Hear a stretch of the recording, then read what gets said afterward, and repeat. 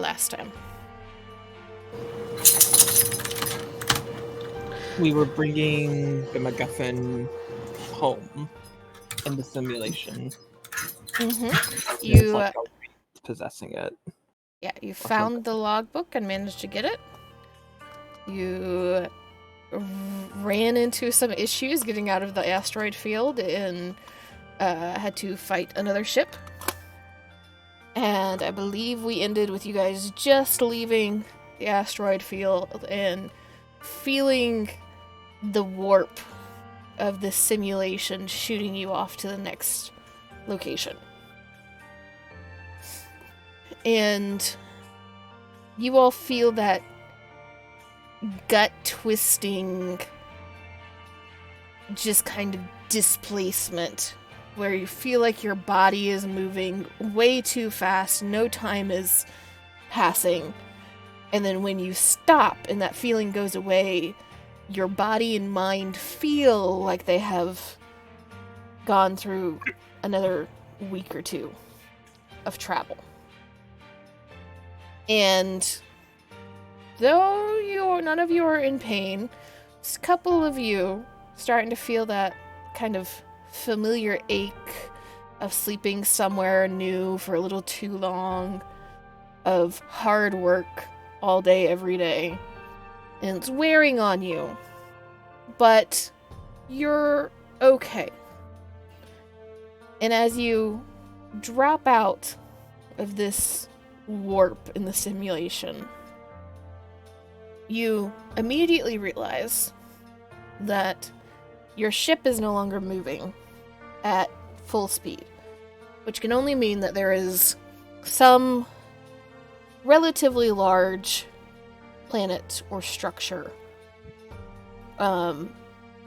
somewhere nearby that would be affecting the gravity of your ship and affecting the speed at which you travel.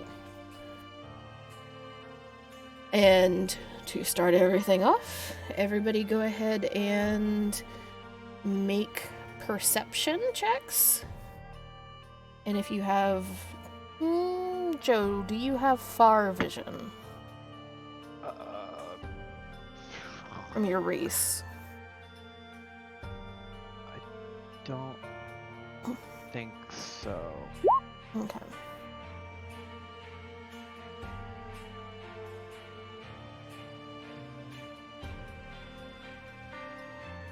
Wings. Oh, I do. Okay, you can make your perception at advantage.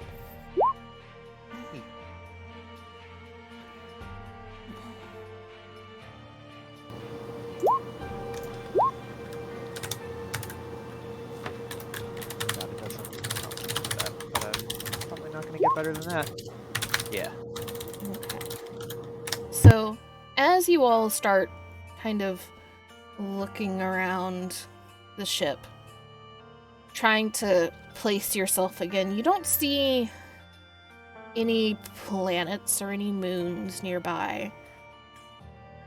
But Button, being on the Spelljammer chair, you are able to kind of use the ship's senses and feel the direction that whatever is disturbing the ship is coming from. And you feel like it is off to the right side of the ship. A fairly good distance away, but it's something large enough to disrupt the magic on the ship. Nevalier, as you're kind of looking around, you don't see anything close up and you start kind of squinting and trying to see further and further out. And way off in the distance, near the edge of your vision, you see another hammerhead ship that is identical to the one that you're in. However, it is not moving, and there seems to be smoke coming from it.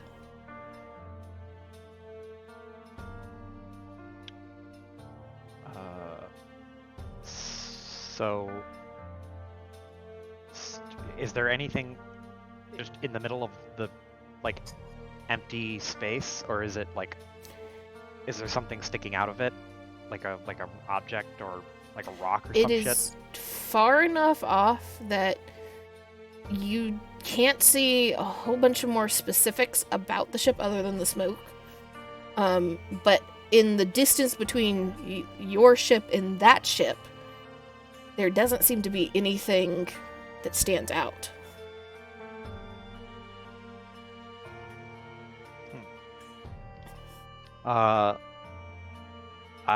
Neville pointed out to the crew, and I guess we should go investigate. I don't know if this is a part of the test. What other part of the test this could possibly be, but I assume we're going to go up and investigate.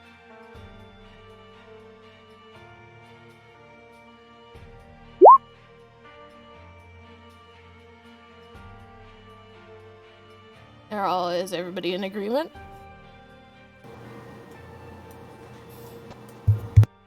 Yeah, let's find the ship. My mic was off. Well, Sorry about the that. ship. I actually think Yeah. we should just avoid this ship. Oh, like investigate, like see why it's burning. I believe we should avoid this ship for now. Our mission isn't to help out them. They didn't send a distress. Point. What is our mission again? Like in specific? Get this back in one piece and Get- keep the ship safe. Get the logbook and the ship back home in one piece, preferably before the other team that is also in the simulation at the same time. Which is probably them. Ah, However, the priority was the in the one piece rather than the speed, if you had to choose. I was unaware there was another team at the same time. Mm-hmm. There are 3 teams. Okay. Well, I assume that this conversation is taking place near the helm, so Yeah. but Yeah, so we Okay. have that. Yeah. I think that we should try to help them. Keep in mind that this is a simulation. They're not in any real danger. That is true. But like, how great However- would we look if we rescue them and finish the mission? It could also be a trap that they're setting. Or they're on the run from something, in which case we'll get caught in the crossfire. There's 1,000 reasons why we shouldn't, and only 1 or 2 why we should. This may be a simulation. However, I believe that we do what we practice. And if we keep practicing as if it's a simulation and we don't have to help anyone because they will be fine, it might become first nature to not help anyone and to just do the objective. So You that is act why I as if believe there's a problem with that.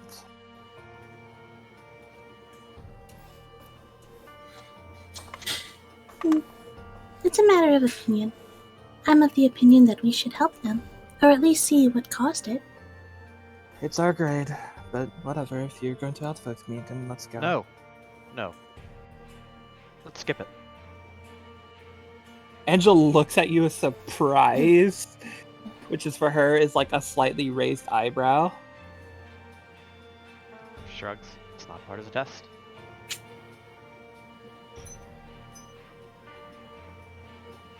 Oh, I admit. We don't have to do it. I admit I thought goodwill was going to triumph. I admit I'm surprised. Pragmatism has its benefits. She nods.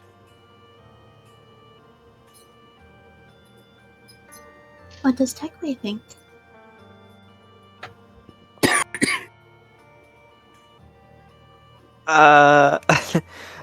At this point, Tekwe is just like kind of like clams up and doesn't say anything.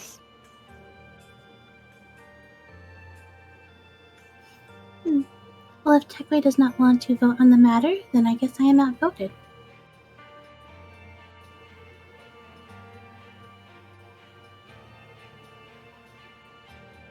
All right. So sounds like we're moving on? Unfortunately. Okay. So, as you continue onward,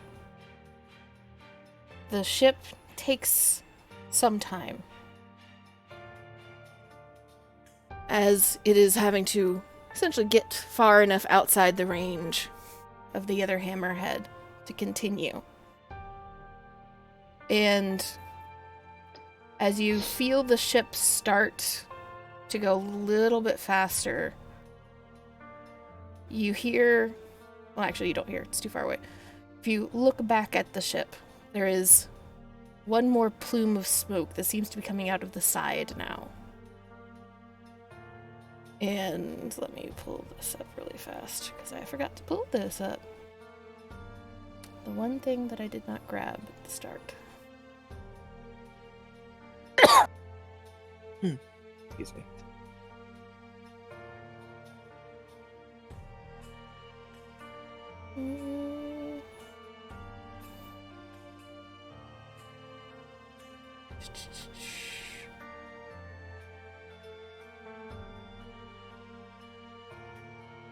Oh, there we go.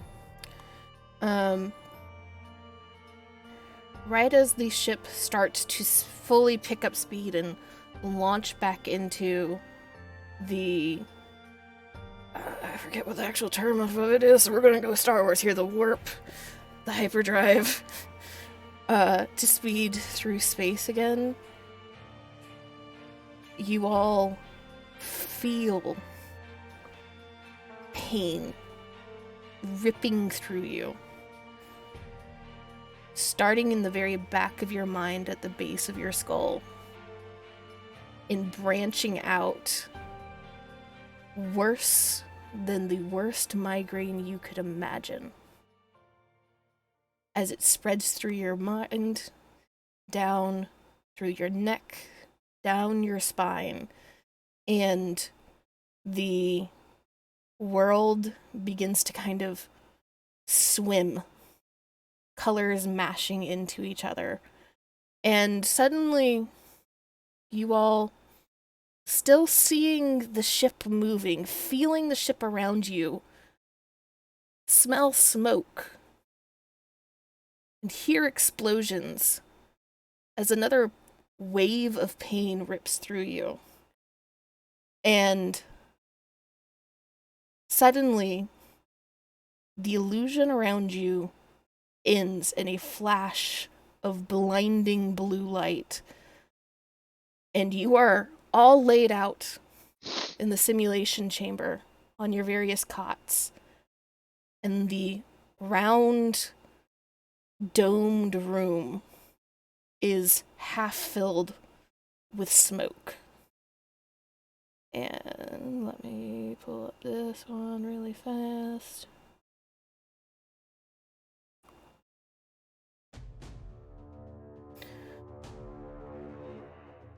And as you all come to, you feel, first of all, I will say this, you get to like essentially click a little long rest button, you all have your HP and your spell slots back. You feel a wave of magical energy just rippling through the room, bouncing between the various runes and carvings and sigils that are laid into the sides that allow the magic illusion to take place, that allow the simulation. And as you start to sit up, you see Sertha and Tarto, the two administrators for the simulation, rushing into the room. And as the door barely cracks open for them to squeeze through, you hear screaming from the other simulation rooms down the hallway. And Sertha reaches across the room, manages to slide up to the other wall, reaches for the control panel, and there is a explosion from the control panel, sending him crashing backward into Tarto, and Tarto sprawling on the ground, Sertha on top of them. You all get a reaction.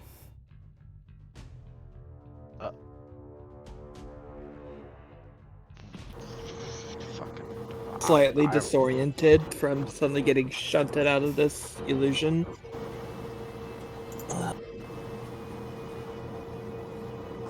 Are the rest of you alright? Clutching her head. What does the actual like simulation room look like when it's no simulation? So if you look at here on the map, you can see the level of the simulation chambers. They are very large, round rooms, large enough that about 8 cots line the edges. The 2 closest cots on either side of the door going around, and there's a kind of door-sized control panel on the opposite side. There's 4 on either side. The ceilings at the very top of the dome is about 35 feet.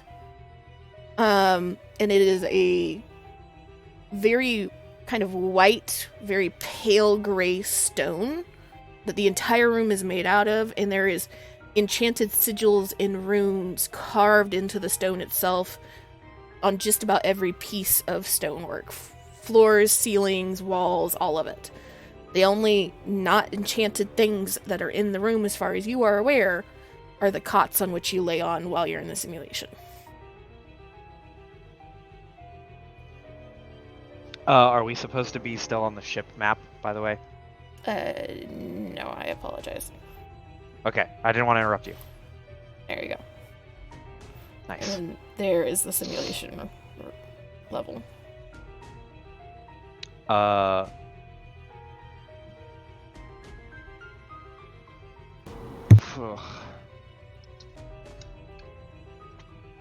I'm trying to resist the urge to say something like button status report. I mean, you can. I mean, Button is a robot. I mean, Nevalier would just like get up and do the same thing that oh my god, I can't remember names. Angela? Angela did. Yes, thank you. And he would get up and do the same thing that Angela did, and just like double check and make sure everyone's conscious and okay. Mm-hmm. Are Tartu and Seraph? Saratha. How you pronounce it? Saratha, are they unconscious or conscious? You can go to them and do a medicine check if you would like. I would like to. Okay. So you can do a medicine check really fast, just one for both of them. Boop. So looking at them, Tarto seems to be conscious. Tarto is also a smaller Hadozi, who has now been covered by Saratha, who's a very tall astral elf. Think astral elf. Let me grab their 2 tokens really fast so that you can see them on the map. You zoom in really close. I see. And Tarto. Okay.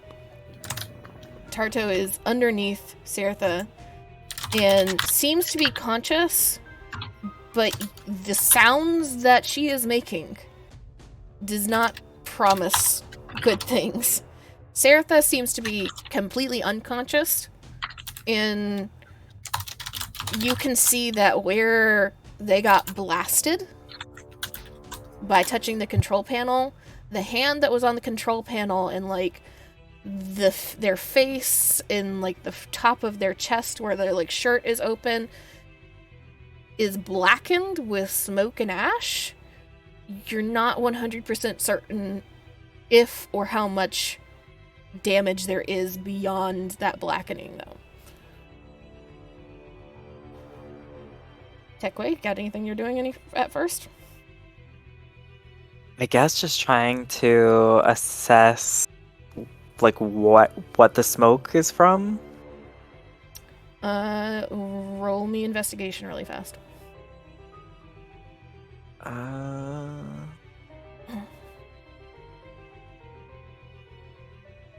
My goal between this week and next week is to go ahead and print out your list of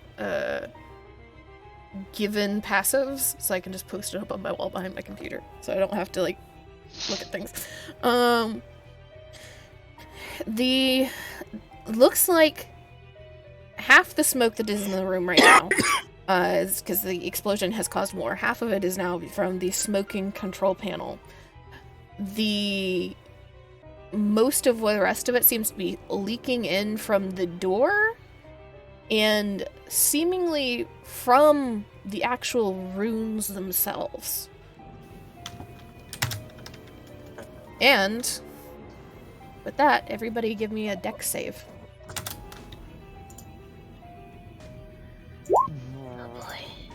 Oh boy. Hey.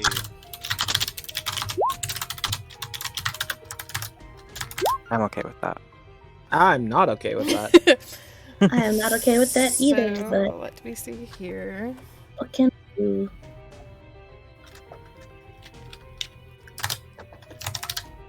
I'm going to use this fancy rolling app. Let's see how much this loves or hates y'all. Oh no.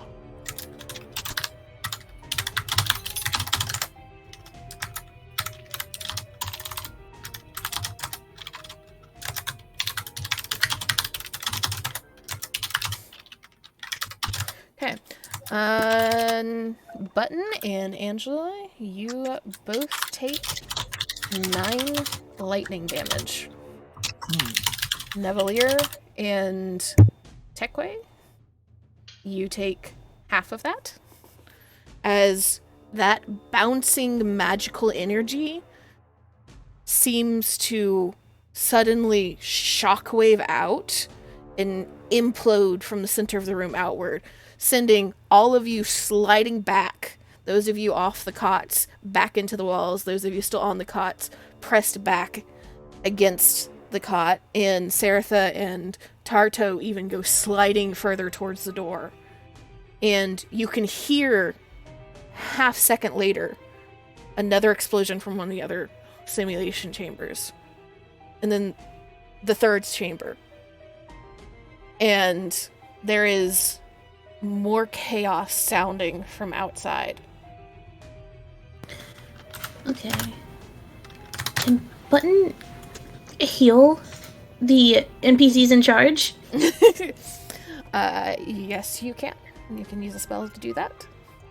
Yeah, we're gonna fucking cure wounds, these motherfuckers. Just fucking get them up! Shit's going on, we don't know what the fuck's happening. Alright, if you are cure wounding... Okay, there we go. That's it. You gotta roll it for me. Yeah. 6. Okay. Can Who I are you do giving both of that them? to? It's 1 per. One per. Mhm. Oh man. You know, Tarto's the one that is slightly more in charge. Mhm. Saratha is the one that is magic, though. Saratha. I'll heal the other one that she doesn't. 'Cause Okay, I so I'm also gonna- have cure wounds. Yeah, I'm gonna heal Saratha then. Okay. So you heal Saratha. Roll me a cure wounds, Piper. Did it cast? No, it didn't.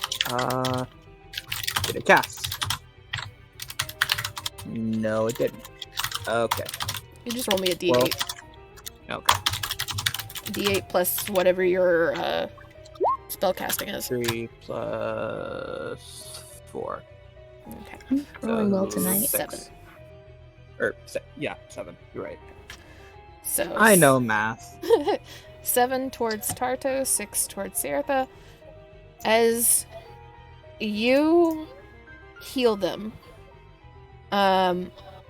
you see Saratha slowly kind of come back to consciousness, and with the newfound strength from a little bit more vitality, Tarto manages to kind of shove Saratha off, and Saratha just kind of rolls with this ragged breath. And Tarto, you can see, is a little bit better off, but you're fairly certain that her arm and wing have been pretty badly injured. And Saratha just kind of gasps a few times as Tarto pushes herself up onto her knees and looks around. And you see her just kind of squint at the control panel for a second, trying to see through the smoke, and then shake her head and motion to the door behind her. You guys gotta get out now. Try to get everybody else. Understood.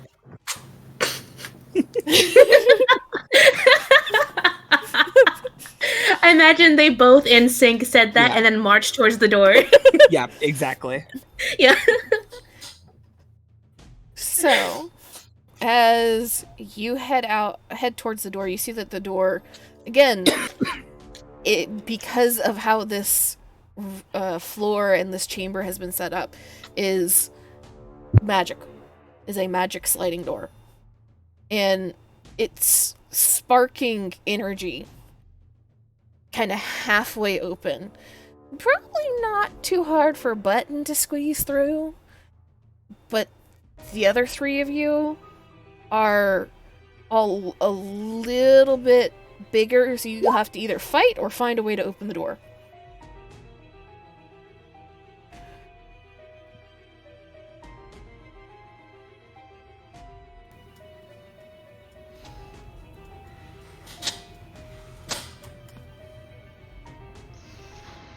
Fight or open the door. I don't have. Like, try to squeeze through while it's sparking, or find a way to open it.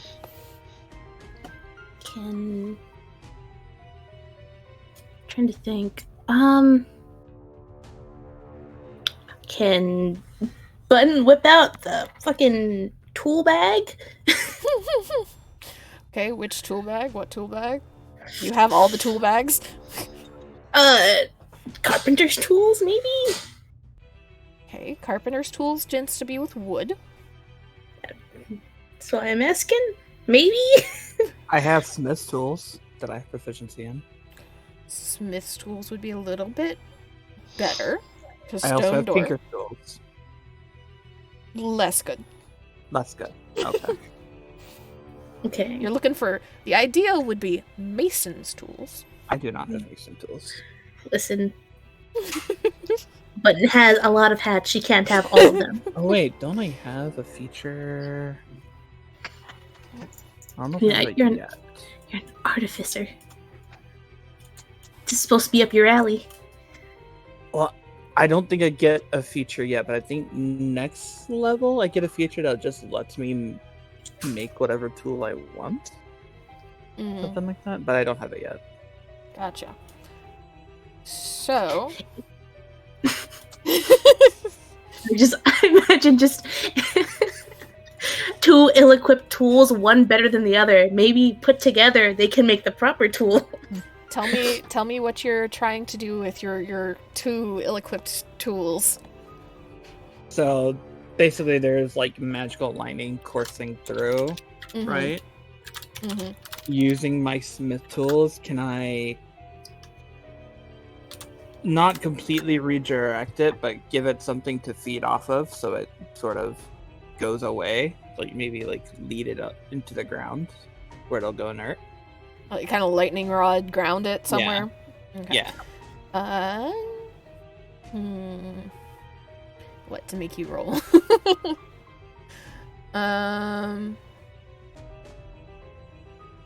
Hold on. Let me open up a character sheet, because I'm starting to get my wires Wait a crossed second. between different systems again. Mhm. Wait a second. Hmm. Can we cast mending and fix the door? Mending, if the True. door was broken, physically mending would fix it. Mending does not affect the magic within an object, though. Okay. So you can roll Hyper a sleight of hand or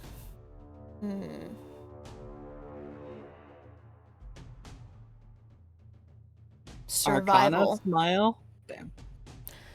sleight of hand or survival. At advantage, because you are using your tools. 1. I don't know why they have this 3D dice rolling as slow as possible, but it is rolling. On D&D Beyond or on... Yeah. Okay. Yeah. There's See, that's- somewhere I you had can this turn it issue. off. I could turn it off, but then I can't use this roll at all. Bruh. First one's a 15. Second one is a... It'll finish rolling eventually. Okay, so 15. 15.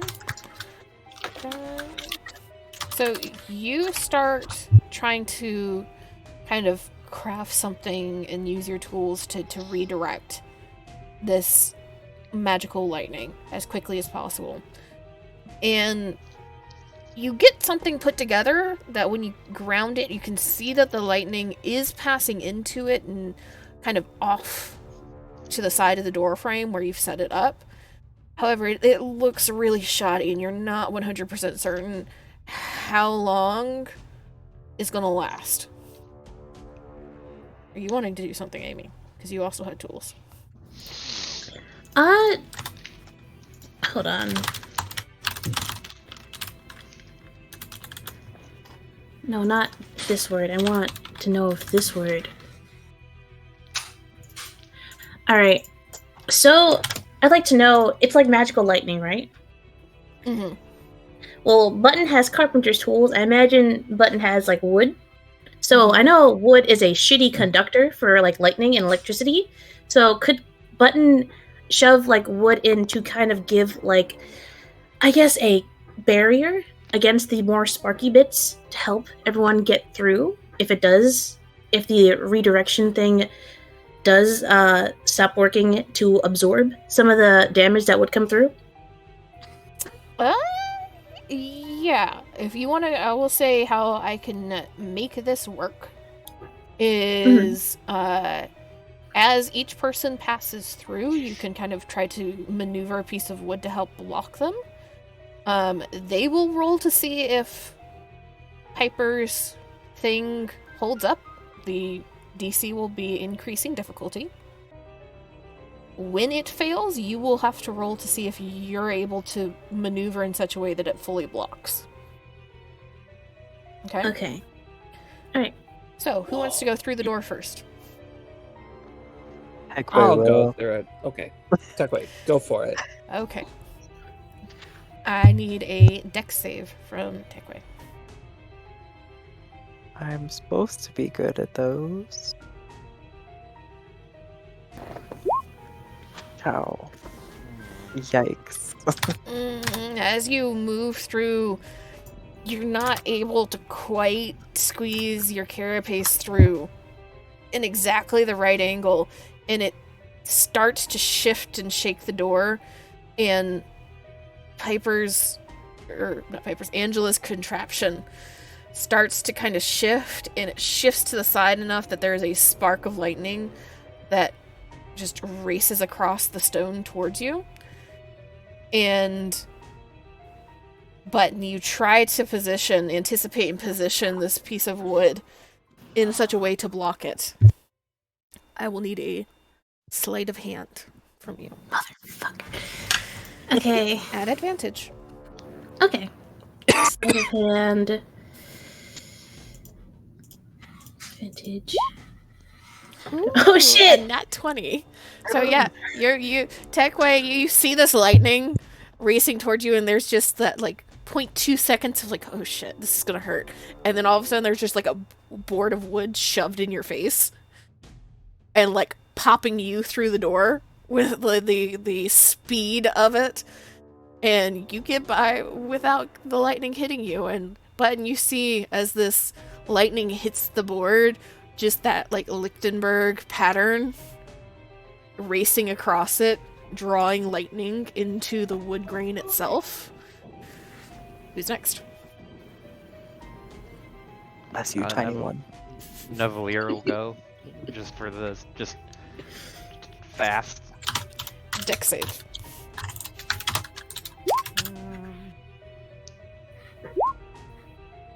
14. Okay, that one Eh. passes.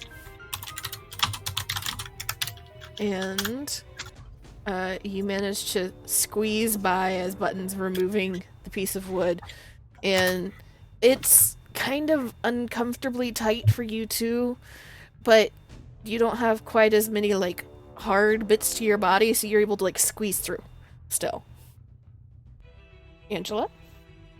Dex save. Next save. Ugh.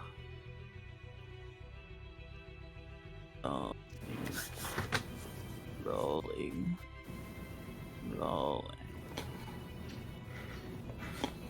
Hey! I too got a nat 20. Nice.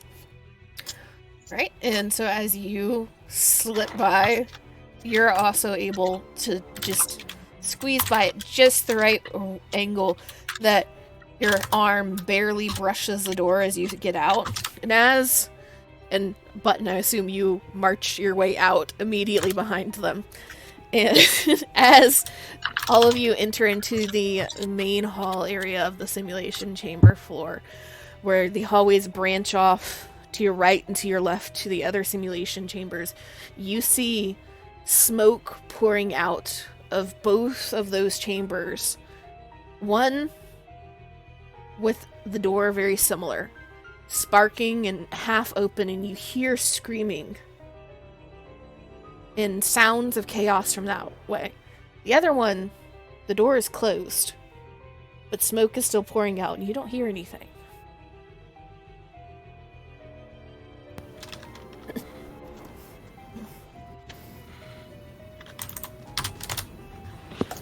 Prioritize those that we know for sure are alive.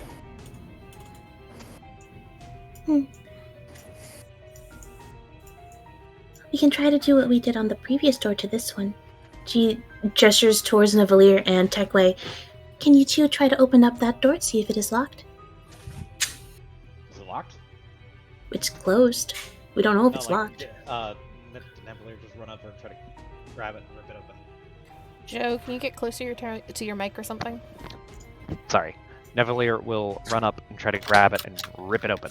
Okay, so you are heading towards the one that is completely closed, correct? Yeah.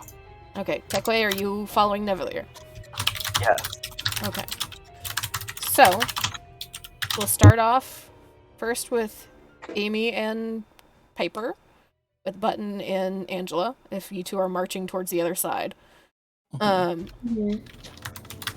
you get closer, you see this door is sparking in a very similar fashion. The door itself only slightly more open than yours was, only by 2 or 3 inches. And inside, you're kind of peek around and you can see a group of 5 other cadets that are inside, seemingly having been caught in one of the explosions, all injured. There is one that has gotten up on their feet and is close to the door, but is leaning against the wall on the other side, and you can see the scorch marks on his hand and arm where he's tried to open the door, but was not able to do so. Got injured in the process, and he's just clutching it to his chest. And this dwarf just kind of peeks around the corner as he hears footsteps. And you just get this very quick, gruff, "Do you know what the fuck's going on?" No, but we need to evacuate immediately. Can you walk? Can your fellow cadets walk? I can, and Ran over there can. I don't. Lexa is unconscious though, and you see him kind of taking survey, and you can see that there's a woman, middle-aged woman, that is completely unconscious on the floor. one of her friends, a tabaxi, is kind of knelt down and trying to, like, you see, gently tapping her face, but she is not responding. And you see two others that are near their cots, seemingly having been knocked off of their cots in an explosion. Awake, moving, but on the ground moving. Button is going to turn to Angela. I'm going to be going in there to try to assist those to get out. Do you think you can get this door a little more open? She pulls out her tools. I can try. Button, nod. Okay, Button, tell me what you're doing first to try and get these people up. Leaving plank a piece of wood next to the door. Button's gonna go in, and you said that there are some people on the ground moving? Yeah, so you see two people on the ground opposite sides of the room that are conscious. One is kind of half up and clutching a leg. The other one is on their stomach, like kind of propped up with one elbow, but they are not moving much more than that. And then in the center of the room, you see the woman that is completely unconscious with who you assume to be Ran, as that is the tabaxi that is kind of tapping her face and seems to be the most mobile other than the dwarf. Button will approach the tabaxi that's conscious, right? And tapping the unconscious woman's face? Mm-hmm. Okay. Button will approach. Hello, are you able to walk and assist your fellow cadet over there? She points to the conscious one that's on the ground and can't really move. And looks, the tabaxi kind of looks at you and just these like bright golden eyes just kind of like slowly blinks, and you are smart enough to know this is somebody that is kind of dealing with shock at the moment. Is there, but not quite there. And they just blink like once, and then twice, and then follows the direction that you point with their eyes. And they open their mouth, and then close their mouth, and then open their mouth. Yeah, I can do that. And starts to move, seemingly having forgotten that he's kind of got this woman in his lap. And starts to move, feels the weight on his lap, turns back towards this woman, and then looks towards you as this, like, what do I do? You can set her down on the ground. I am going to try to heal her. But I need you to help me get the others out of here. I'll be following behind with her. And I need you to give me a persuasion roll. Ah, damn, Button dumped charisma.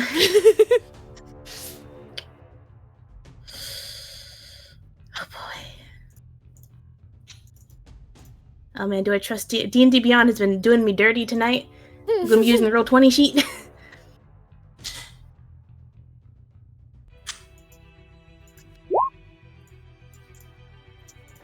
Not bad. 18. So you say that, and there's kind of this moment where it seems to, like, orders click in, and the tabaxi just starts nodding and does not stop nodding as he kind of slowly slides this woman fully onto the ground and turns and kind of shuffles over, like, hands and knees, not even, like, bothering to get fully up on his feet right now, to his other friend that is up on his elbow, and starts trying to check them over and help them up. And you see that he is managing to maneuver them upward as you turn to this woman on the ground. Cure wound. Cure wound, okay.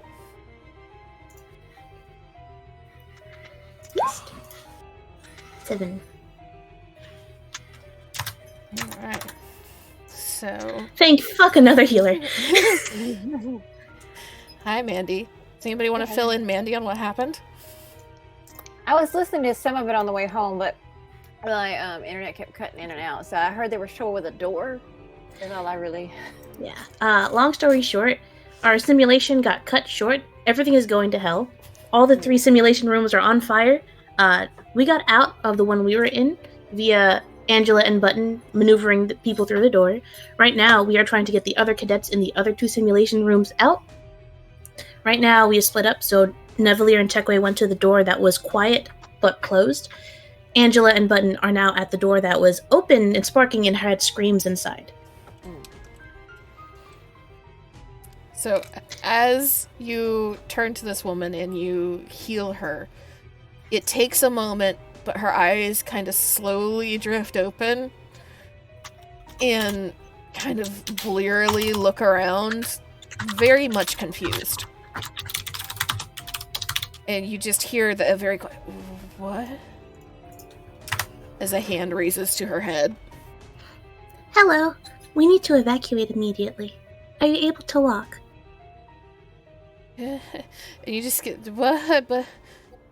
And then a moment where she, like, closes her eyes and you see her physically, fingers move, wrist moves, elbows move, feet twitch, and then slowly sit up and look around, and then sees the tabaxi helping the one friend.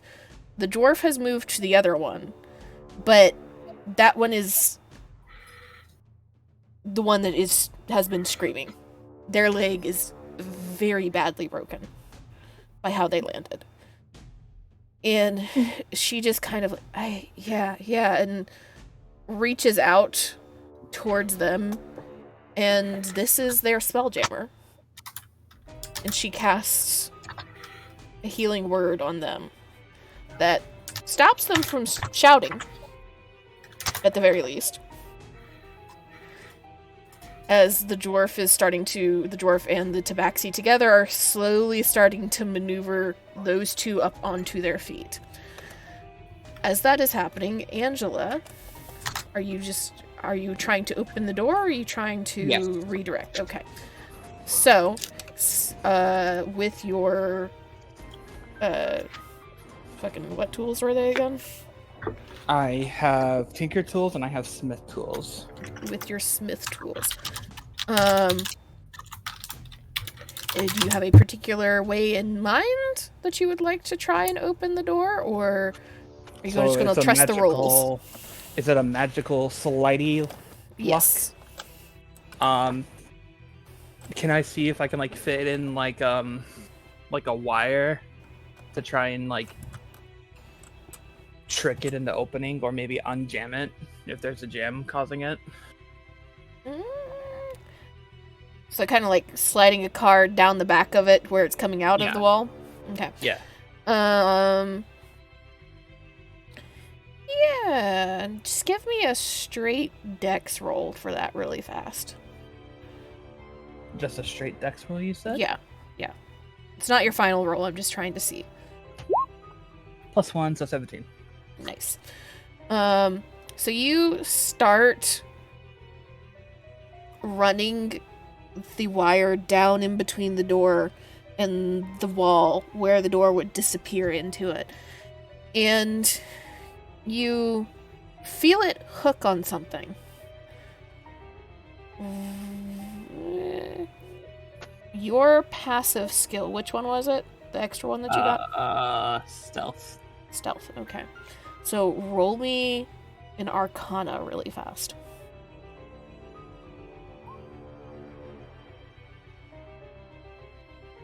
This dex takes forever to load.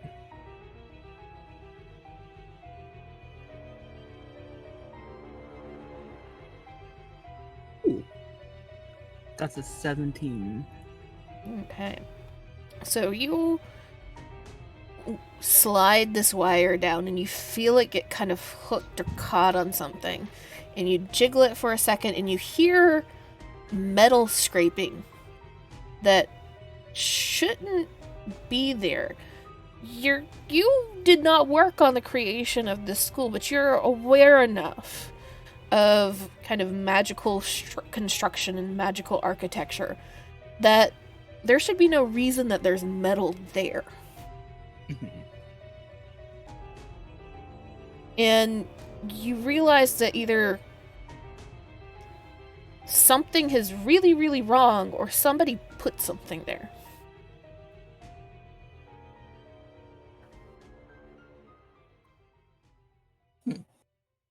So this was sabotage.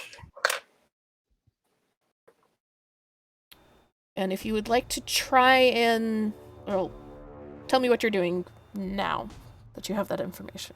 So there's something metal that's causing it to fuck up, basically, is how I'm understanding that. I don't suppose I could channel the lightning to break whatever that metal thing is.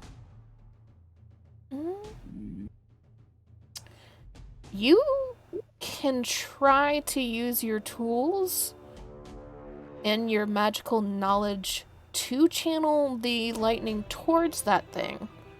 However, it would be a very high DC. Could I also just do what I did earlier and redirect the lightning away to make it easier to pick, or perhaps... Yeah, you can still redirect the lightning away, it just would not head towards that object that you found. Yeah, so I would like to ground the lightning then, and then try to fish that metal thing out. Okay, so give me a sleight of hand or survival really fast, just to see how strong and sturdy that thing is at advantage, because you're using your tools. 18. 18. Okay, so you managed to create another redirection, pointing the lightning down away from the door to the side of it, like corner of the hallway.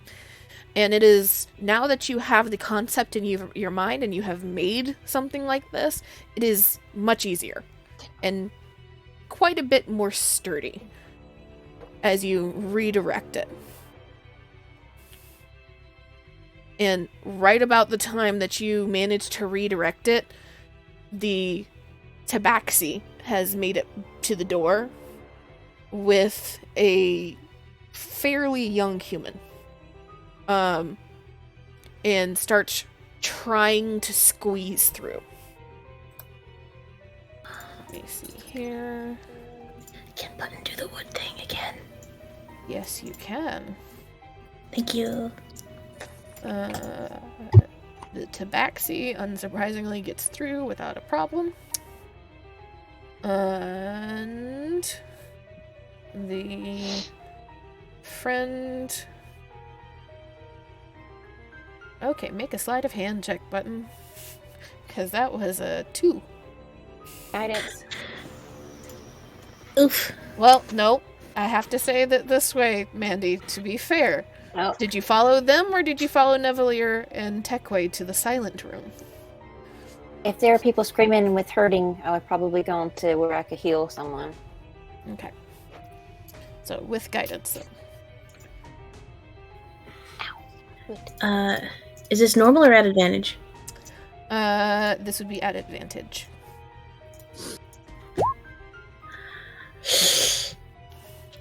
Yikes. Can guidance save it? 2. No. 6. Oh no! And this young human man that the tabaxi is trying to pull through the door kind of stumbles into it, doesn't shake loose the contraption that Angela has set up, but simply by the contact with the door, a single bolt, single strand of energy comes across and hits him. And because it was a single one and not a full damage, it only does a few points of damage to him, but he is already fucked up. So he just kind of falls the rest of the way out of the door, and the tabaxi starts dragging him down the hallway. And I'll also, Mandy, because I reminded everybody else, you would have been able to essentially hit the long rest button. You'd have full HP, full spell slots, because you're out of the simulation.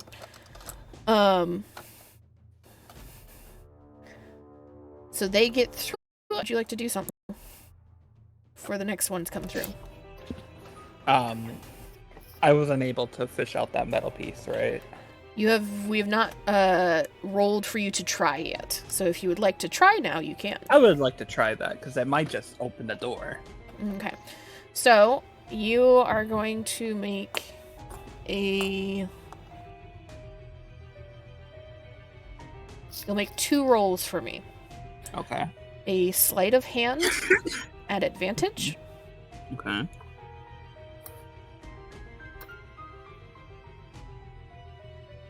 Oh, yeah, right.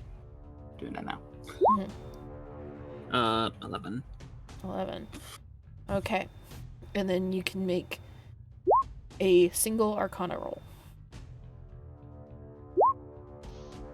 13. 13. Alright. So you start trying to use your tools and a bit of wire to fish out this piece of metal.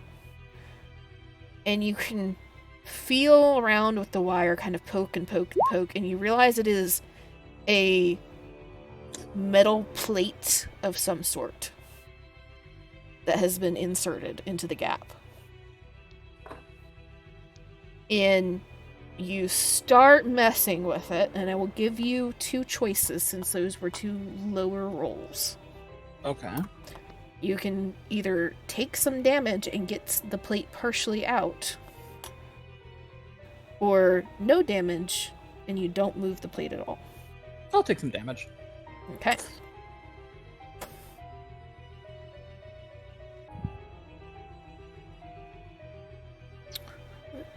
Take 6 damage.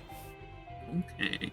And you get the plate partially out, and you see it is a dark, almost pewter gray black piece of metal that has sigils carved into it, but not sigils like the ones in the simulations. These are distinct. It is some other language.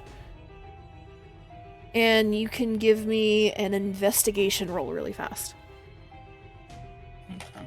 Or a history. Let's see, what languages do I know? Common, deep sea, selfish. Okay. History? Investigation or history, whichever one. Investigation. Investigation, please. As soon as this dice eventually finishes rolling. Slowly, but surely. That's a 9. You... Looking at these sigils, you know it's not any of the languages that you have seen on Toril, your home planet. It is a magic language that you think you've seen somewhere, maybe in one of the books here, that's from somewhere else. But you it's can't... not deep speech. No, it's not deep speech. Damn. You can't quite place your finger on it. But you know it is from some other planet, some other sphere in space. And as you do that, the dwarf and his friend are gonna start trying to come through. And the dwarf's not got great decks. Oh, so the door didn't open when I took it out. Okay. Well, it's only partially out. You've gotten about halfway out. Gotcha. I understand. Right. If you had rolled higher, you would have been able to get all of it out. But with those 2, unfortunately, it's about halfway out. Gotcha. Let's see here, dwarf. Button, you want to make a sleight of hand? Yep. Rolling with all my bad stats today. It's great. 12. 12. He... Can at least absorb some of the damage. Yeah, he takes about 3 points of damage, but he's okay. He's the tanky one. And his friend is limping along behind him. And he barely squeaks by. That leaves Button and their wizard. And are you trying to actively help the wizard in any way, or are you just focusing on board? Trying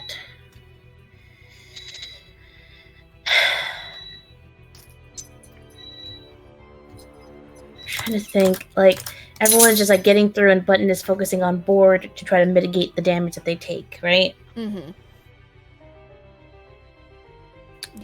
I feel like Button would just focus on that. How could Button help the wizard get through? Button is small. Button does not have big strength yet. It's gonna be later. Fair. Is there any way Taylor could help Button and give the help action? Is there any way? 'Cause I don't know what's going on. I know there's like some sort of damage, but I don't know what's the logistics going on. For context, for the full context of everything, you all were in space, finishing up your simulation, saw another identical hammerhead to the one that was flying. It had some stuff going on with it, but it was voted to just move past it and continue. And right as everybody was moving past it, you all got ripped out of the simulation very abruptly and very painfully, to the rooms exploding, and all the runes that make up the simulation chambers and power the spells and the illusion are actively smoking and seeming to malfunction. It knocked out Sertha and Tarto, the two administrators. Mm-hmm. Angela and Button were able to heal them enough that they are up and moving, but they ordered everybody to get out of the room and to try and get everybody else out that they could. This room that you are at, the door is malfunctioning because it's a magic sliding door. Was actively sparking magical lightning. Was only open barely enough that people are kind of having to sideways squeeze through. So that's where the danger is, and Angela redirected the lightning enough that it is taking most of the damage away. If not all of the damage, if people are able to squeeze by. And Button has essentially a plank of wood that she is trying to maneuver to help block any of the lightning that does streak out towards these people. And they have gotten everybody out of the room at this point except for the wizard who was unconscious, who just helped to heal the one that ended up getting knocked out again, I believe. And she has 4 health points right now, so she's not great. Okay. So, oh yeah, she has 4. Button healed her. Button did more than 4. I am If also I in need of stick healing, my- by the way. Gotcha. If I stick Okay. my hand through the door to help the wizard, am I in danger of with just my hand there taking damage? No. Or okay. I'll try my best. I'll touch they're the wizard. They're conscious with 4 HP. Yeah. They have only what Button healed them. I forget exactly what the number was off the top of my They head have, right now. they have 7. Button have did more 7. than that. Okay. I will grab them, and while I'm touching them, cast guidance and try to help them pull out, get them out of there. Okay, so I'll let them roll at advantage here, because they are. The reason I was asking is they are squishy wizard that is only good at Yeah. intelligence. I also have my hand there for spare the dying if I have to. Advantage. And they barely managed to squeeze by. With advantage. They rolled a 4, and then they rolled the DC. Alright. Anybody that is unconscious, I am doing spare the dying real quick while I assess the priorities of those that are here and seeing what's going to happen with the door that's closed with the others. Mm-hmm. But nobody's going to die because I'm Yeah. cantripping to spare the dying on everyone that's there's down. only one that you've had to do spare the dying on. Poor man got brought up and then brought back down. He's not having a good day. Angela, would you like to try and continue to dig out this? Yeah. Yes, Okay. please, I would. Angela, how do you look? Like, if you're in danger of like trying to pull this out and then just like? On a scale of 1 to 21, I'm at a 6 right now. Okay, I will do healing hands on you for 2d4 while I'm saving mother stuff. 4. So you're Okay. Should be good to try again. Okay. So I will need, again, advantage, sleight of hand, and then an arcana. Mother. And guidance on Hey, whatever. hey. Oh. Arcana! Oh shit! So with that toasty nat 20, you continue to try and work this wire because the gap is not big enough that you're going to be able to like pull and pry. You're just trying to hook this wire and kind of rotate and pull this plate out. And you can hear it scraping against the stone, and you can feel every time the wire slips or the plate gets caught on an unevenness in the stone. And you're so focused on this that you're almost not paying attention to the people trying to file through the door very quickly.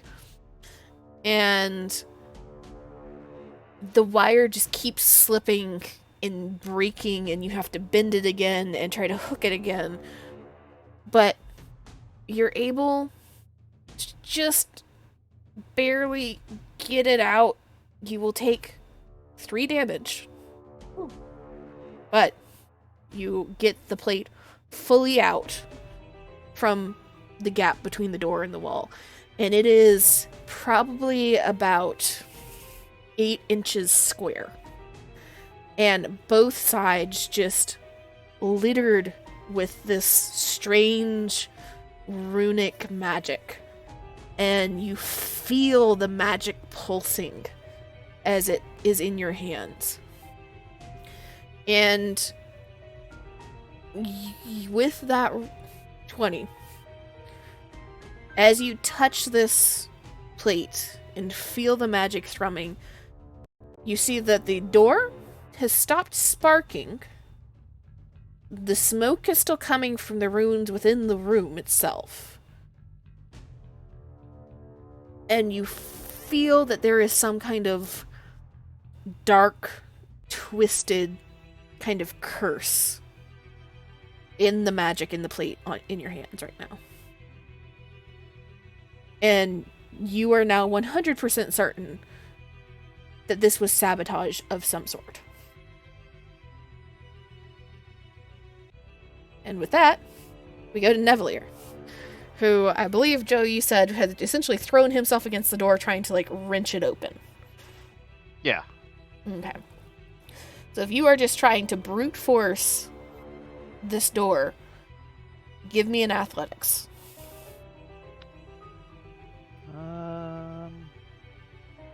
It's not gonna be good.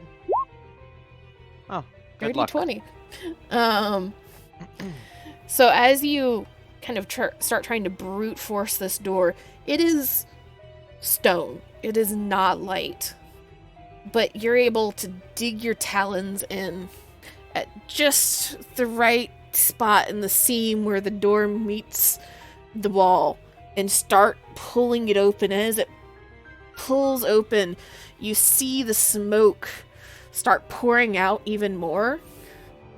And you are almost overwhelmed by it. It is a rancid, metallic smell that burns your nose and your throat. You and Tekwe both, as Tekwe is standing behind you.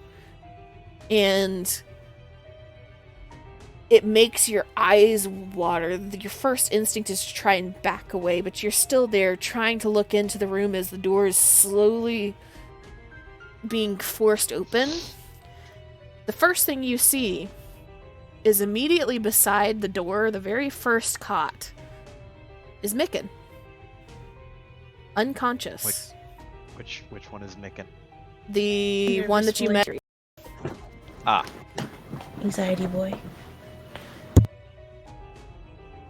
And beyond him, you see, all the way around the room, his entire crew, including the asshole elf from the very first day. They are all still on their cots, completely unconscious. Techway and Neville roll me Arcana. Oh no. I'm standing. Eh. Hey. Respectable. Oh wait, no, that's not not right. an Arcana. That's perception, my dude. Wait, oh, okay. Sorry. Hey. Still not bad. So, Neville, you are not that magically inclined.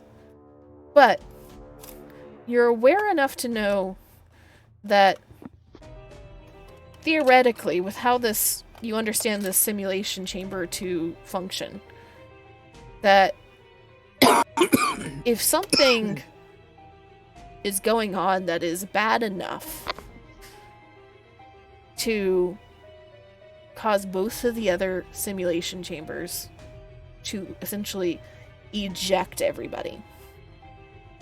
And this chamber, the runes are sparking and smoking in a very similar fashion.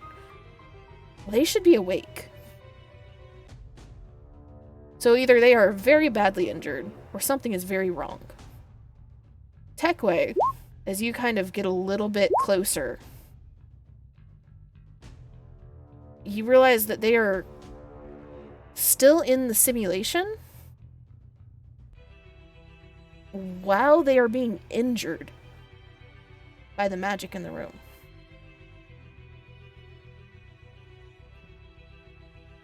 As another wave of magic rolls through and then implodes again and knocks against their bodies. And they take more damage. They're just asleep. They are trapped in the simulation. Oh my god, how do we get them out of this? Yeah, I don't. Without How giving do them the a simulations brain work? damage. Essentially, when you are in this room, the runes help to target an illusion. It's a very, very advanced illusion magic, essentially. And so that's where the control panels on the opposite side of the rooms, all of the rooms have it, on the far wall, are used to target, essentially, placement of the person that is on this cot is a target for this spell. And you get trapped in an illusion that is the simulation.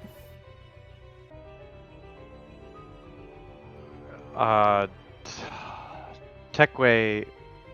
Wait, what class is Techway again? Ranger.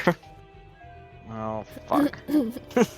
All your magic ones are on the other side. Yeah.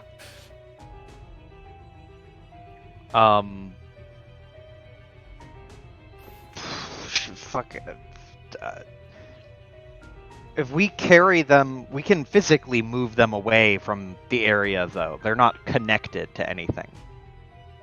Yes.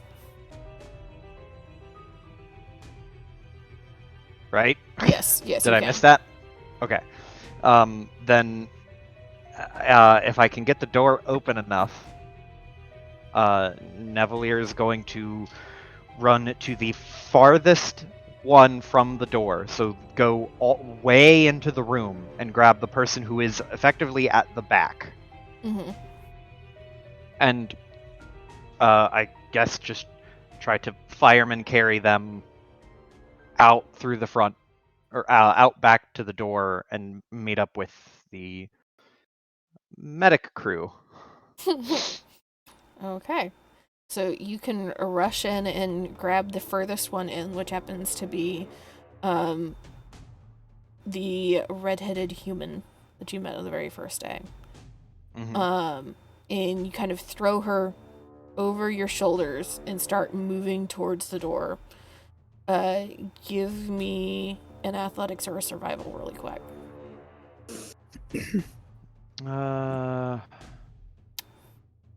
Survival is better for me.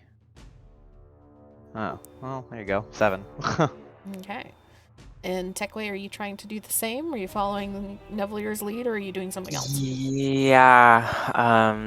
If I see him go in and grab someone, Techway will too, but probably start with Micken. Okay. So I will need a athletics or a survival from you as well. Okay. So, Nevelier, you go rushing in and trying to grab this woman. You throw her across your shoulders, and you pick her up fine, but realize that this room, as the most of the smoke has been trapped inside it as the door has remained closed, is almost impossible to breathe in. And you start coughing, and with every cough, exhale, and then inhale, you're taking in more smoke. And you feel it like grime in your lungs in only a couple of seconds. As you carry this woman out and set her down and put her against the wall, Techway, you've managed to really quick dart in and grab Micken, who is relatively light in comparison to some of the others in the room, and pull him out and set him beside her. And both of you make medicine checks for me really fast.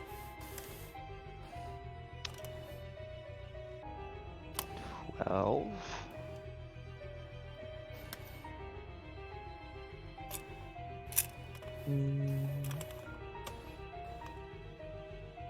Eight. Okay. So they both are alive.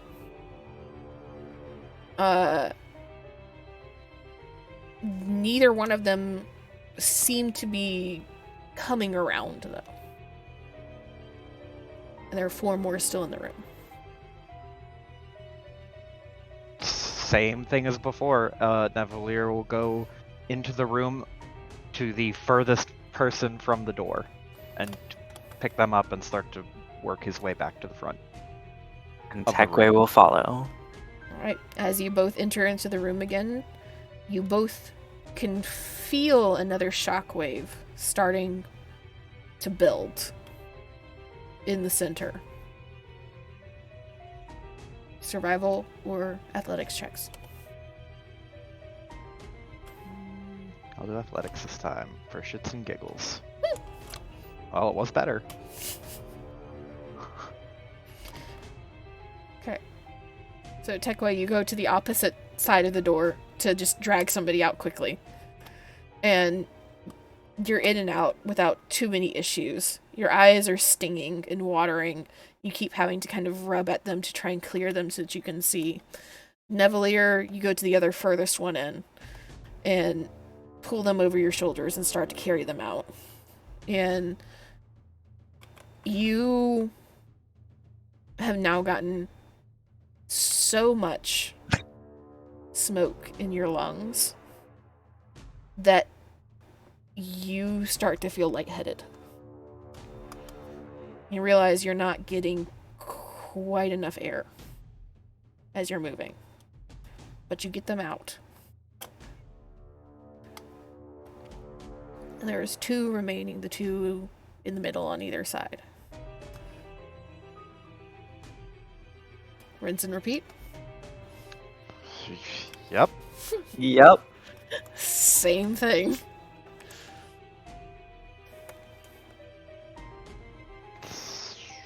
Survival or athletics? Do survival again. Much better. Oh no. Tekwe, as you go a little bit further into the room this time and go to the opposite wall from Nevalier to pick up the elf that had tried to pick a fight with you the first day, successfully picked a fight with your friends. You feel the smoke start to get to you, and you feel yourself starting to cough and struggle to breathe a little bit. Nevalier, this time you have the bright idea, let me try holding my breath on the way in at the very least.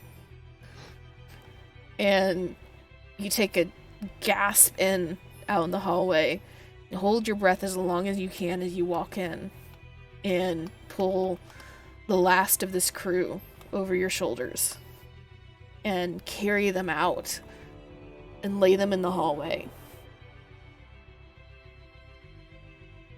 Both of you roll me a luck d20 on your way out. Like just a d20? Just a d20. Oh! Hey. Give me a dex save, Joe.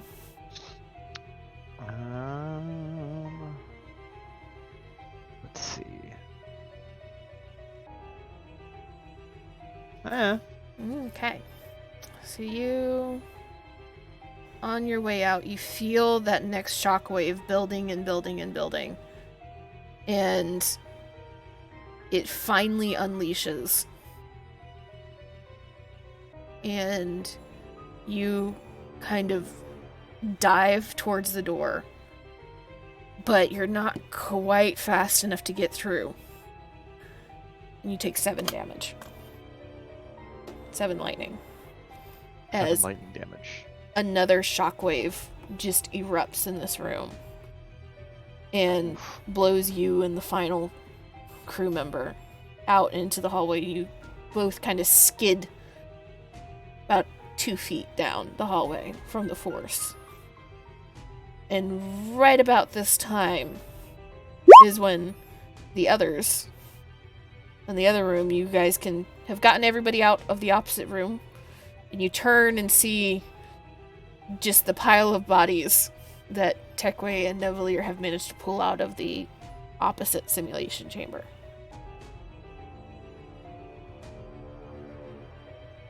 Taylor will run over, no time for medicine checks, just hit everybody with Spare the Dying just in case, and then do the medicine checks on them.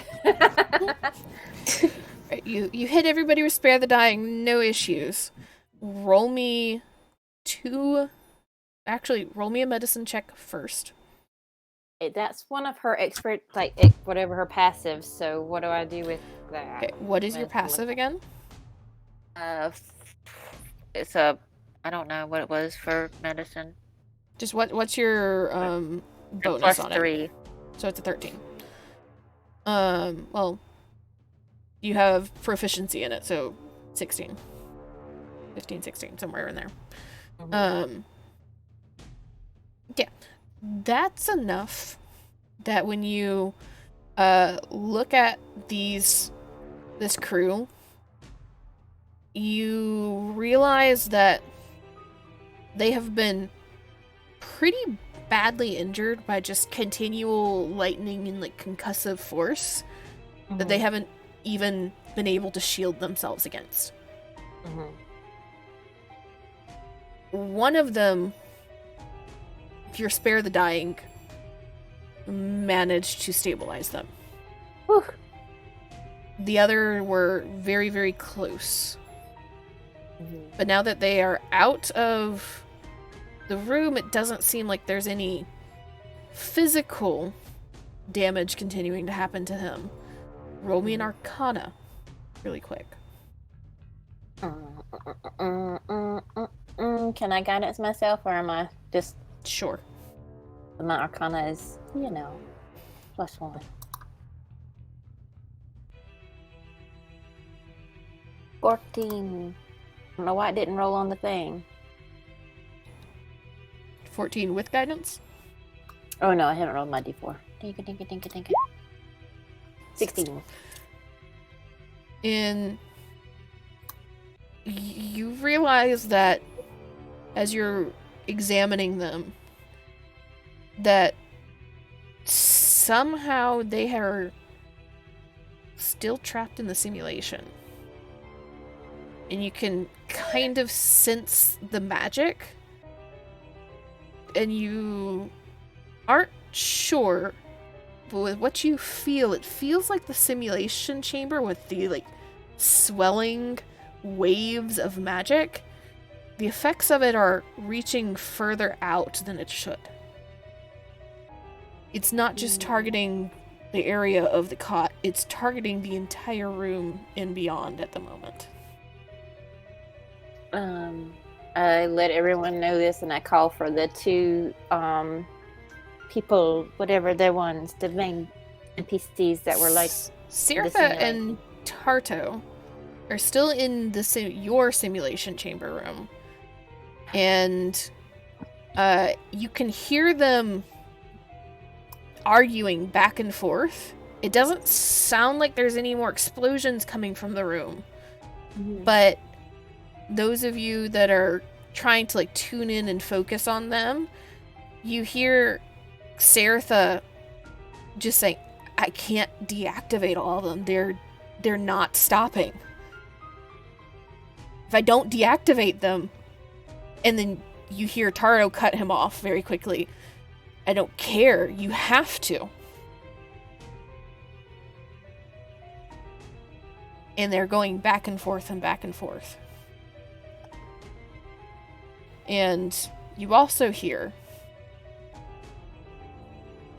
banging starting to come from the doorway to the main hall that leads to the rest of the academy.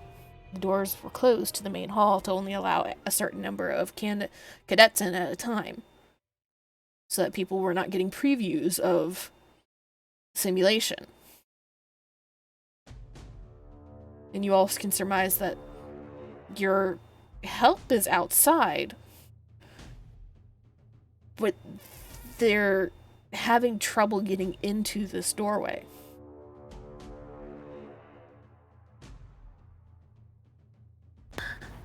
Oh, this is stupid.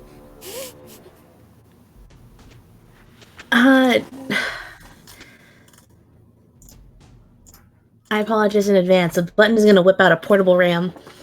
Huh.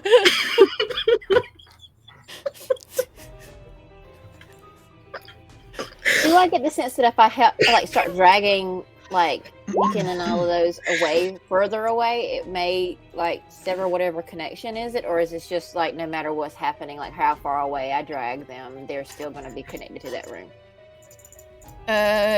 You're not quite sure. You can certainly try. Yeah, I'm going to try to at least one of them and see if let's go with Shy Guy. Let's try to move him and see if anything happens. That's a good boy. Yeah, I'm a good boy. Let's try and see if we can get him out of the proximity, if it's a proximity thing. All right, so you start dragging him down the hallway back towards the main hall. And let me see what he gets here.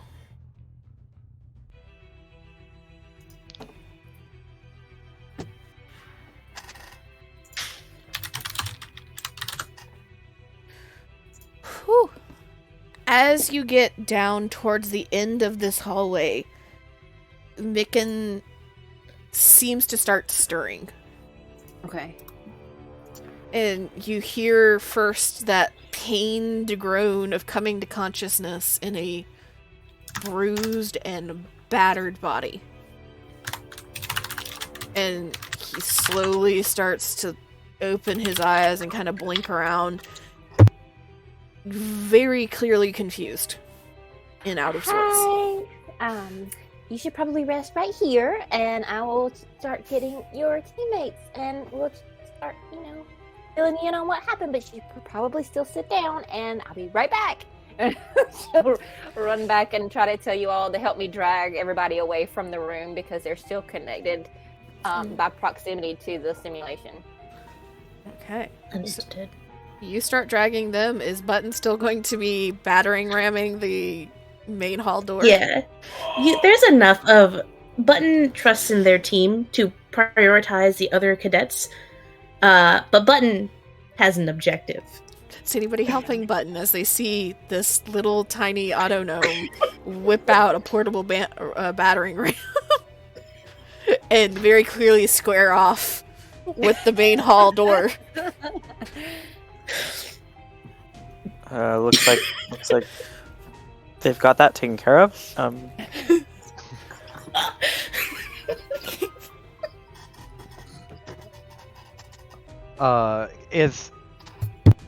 So Nevalier can't contribute to the battering ram thing, so he'll focus on the simulation. Is there a focus of any kind in the room? Like a crystal or some shit? There is a crystal on the opposite wall on that control panel. I want to go get it. Okay, go retrieve it? Or try to retrieve go to it and pry it out of the wall, or like get it to stop being connected to whatever is in the wall such that it's channeling magic into everything. I'm imagining it like an arcane battery. Okay. So you head back into the room to try and do that. Let me see here.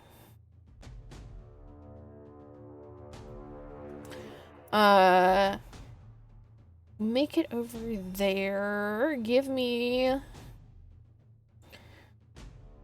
a sleight of hand check.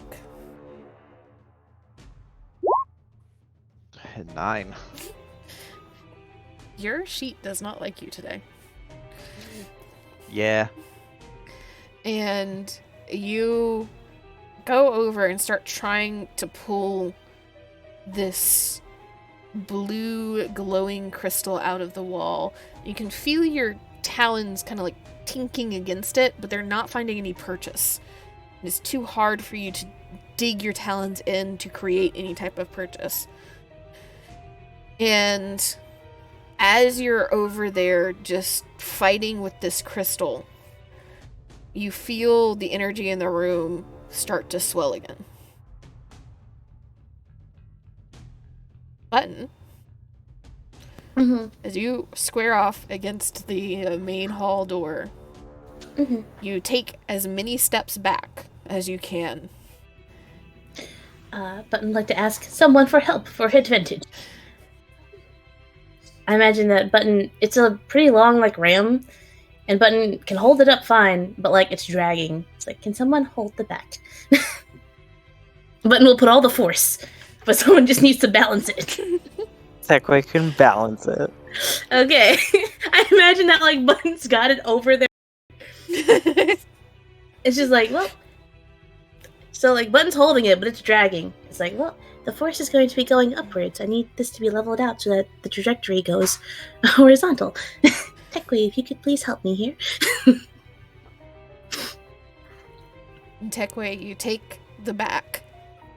This Button, roll athletics at advantage. Okay. So, Button, they get advantage, and the battering ram gives a +4 to on the strength check. Okay. And I'm assuming, Button, is this going to be an athletics? Or a strength check? It's athletics, but I'll let you have the +4 on top of it, yeah. Yes! 15 +4 is a 19. Oh, wait, I have advantage. Advantage. Crit fish. Okay, 19. Okay. 19! You go running as fast as you can with this battering ram. And I imagine everybody hears little metal tink, tink, tink, tink, tink, tink as she just keeps running. You just hear from the other door, like, clear the doorway! Just coming closer. And the battering ram crashes against the heavy oaken door frame of the main hall. and you see the wood splinter and split and crack and bulge out. And now there's a very clear hole in the door as you step back, where the battering ram was. And almost immediately, you see, peeking around the doorway, first, the face of... double check that this is the correct name. Yes. Of Winston Ryback. The gif that is most often seen cooking all the food that you may or may not enjoy at the academy. And poking up underneath him only a half second later is Mr. Blip. And you can hear and see other people shuffling around behind. And there is at least half of the guards in the academy outside trying to push and shove their way closer and trying to help, but not quite sure how.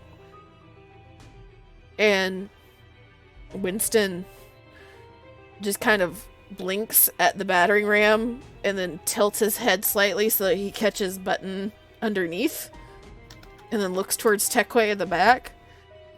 And there's a moment of processing on his face as Mr. Blip immediately says, "Is everybody okay? Is anybody... What's the status in there?" Hello. We have a bunch of unconscious cadets in the hallway. They have been stabilized. What's the proper term for Sirith? And the administrators are in the first simulation room trying to figure out what is going on, but we need to get the cadets evacuated immediately. And that immediately sparks Winston, and the processing stops, and you just see him turn and bellow out in just the deep belly shout that only GIF can quite manage for healers to come forward and to be prepared for injury. Two that were unconscious have 8 each now. Okay. And you see Mr. Blip reaching out towards the hole in the door, and then other hands are joining, starting to just kind of pull and tear at this doorway, trying to get it open more. And Mr. Blip just looks at the two of you and very kind of calmly, "Move everybody as close to the door as possible. Get the ones that are the most injured closest. We'll get them out first." Understood. And Button is gonna turn, still holding the battering ram, and march up. Turn, swinging Tekwe along the back with it. Was not warned, just gets pulled along. Yeah. They can tell that Button is the one carrying it. Button relays the information to the others. Angela, what are you doing in all of this? Because I have not heard you in a second. Just examining the piece while waiting to get out. Okay. And back to Nevelier. You were digging at the crystal in the control panel of this one room, and you felt the magical energy continue building behind you again. Are you still trying to get the thing? Are you wanting to look around the room? Can I look around the room and still have time before the rupture? It'll be a higher DC, but yes. I will take that chance. Okay. Is there any other area in the room that I could see connected to this, like, magic thing that I could feasibly futz with? Roll me both an investigation and a perception. Investigation and perception. So, you kind of scan the room really fast, and you know that the magic is coming through the crystal. It is the focus of the magic. However, from what you kind of know about magic, something is still off. The crystal is glowing a pure light blue. And generally, arcane focuses that you have seen, when they glow a color that is the color that the magic is, even when it leaves the arcane focus, until it changes elements or something. The runes in this room, as they are smoking and sparking, are a kind of lilac, pale purple, and not blue. And as you scan the room,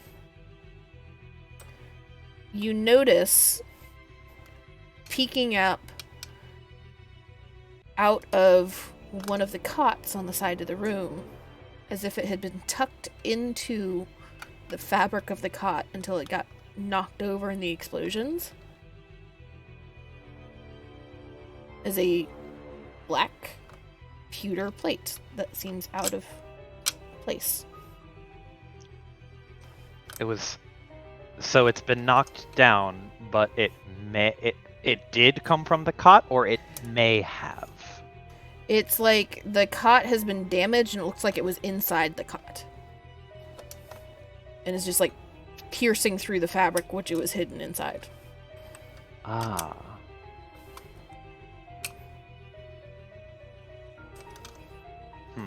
Okay. I'm gonna go and grab that thing and try to yank it out of the cot. Yeah, you can get it out without any issue, and as soon as you touch it, you feel magic thrumming through it. And it is essentially the same thing that Angela pulled out of the door in the other room. You don't know that she pulled it out, but it looks exactly the same.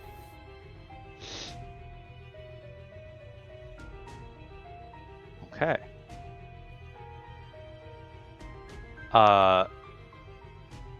Does anything noticeably change about the energy in the room? Does it still feel like magically thrummy, or are the runes still sparking? The room still seems to be thrumming with magic. Roll an Arcana.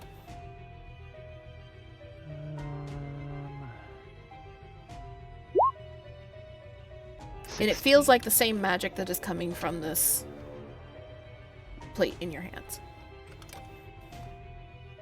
Okay.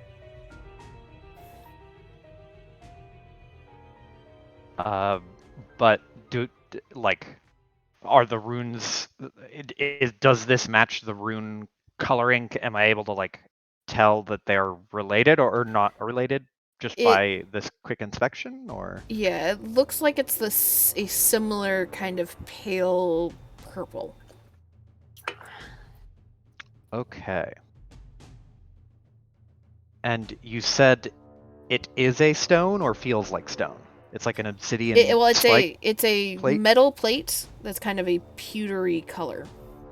Oh, like a dark gray, almost black type color. Mm-hmm.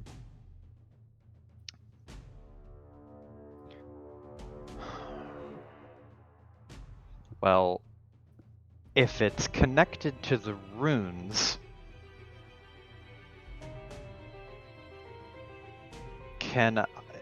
I don't know if I can break it, but I can try.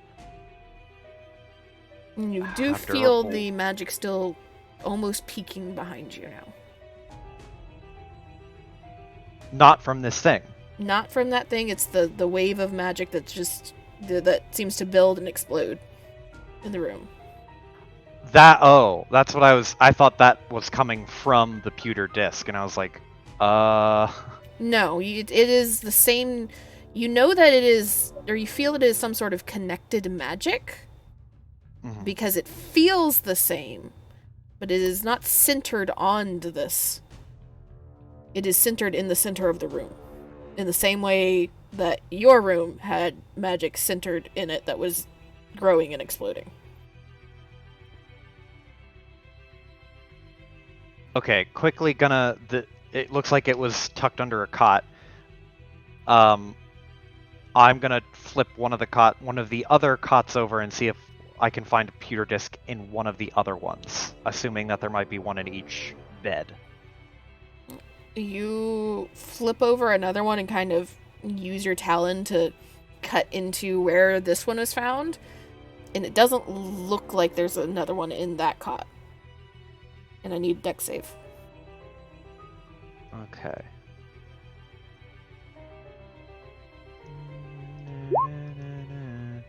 Oh. Ouch.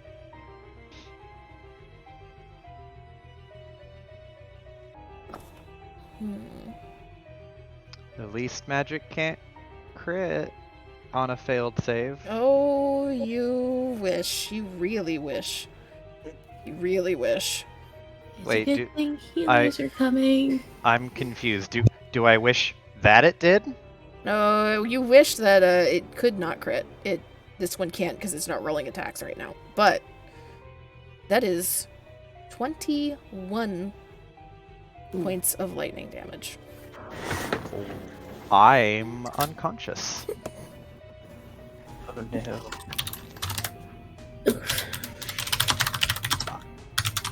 Almost. No, Just never hear mind. a slump.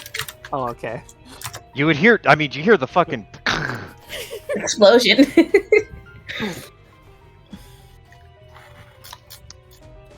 Oof. Is Navalier down? Yeah, he's unconscious. So that is Angela on the other side of the simulation floor, examining her plate. I'm assuming Techway and Button still in the main room. The only one that has a chance of seeing Nevalier go down is Taylor, as you go circling back around to try and drag another person down the hallway. Roll me a perception really fast.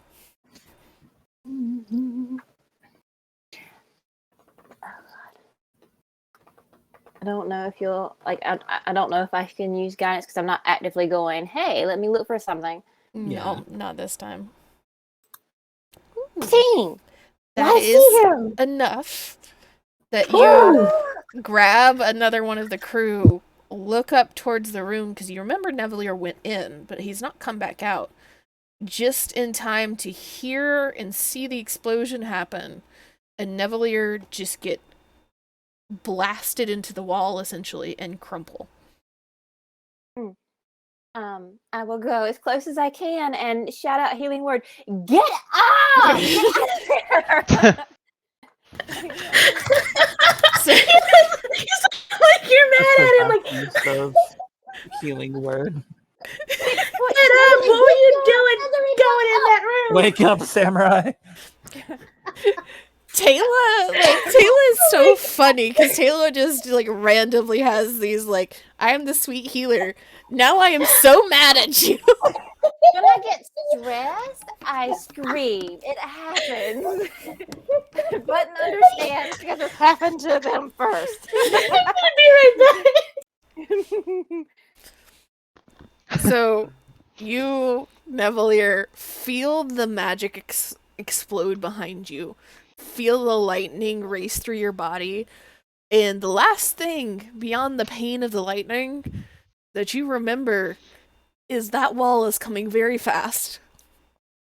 And then you wake up crumpled against the said wall, hurting everywhere. To Taylor screaming at you from the doorway. You get up and run. Do I still have the plate in my hand?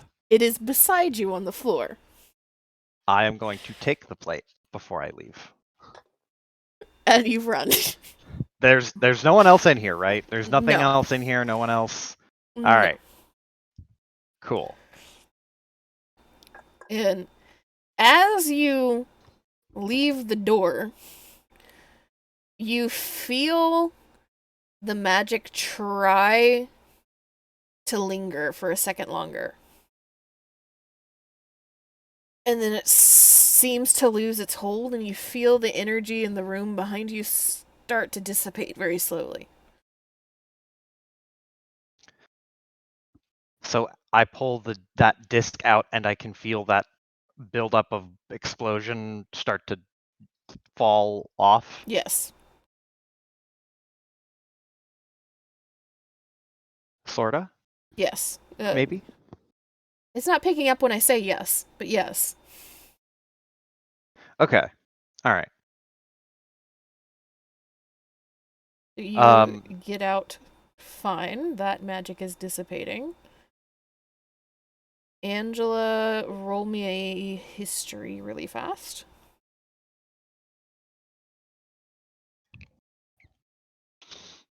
And what were you trying to say, Joe? 18.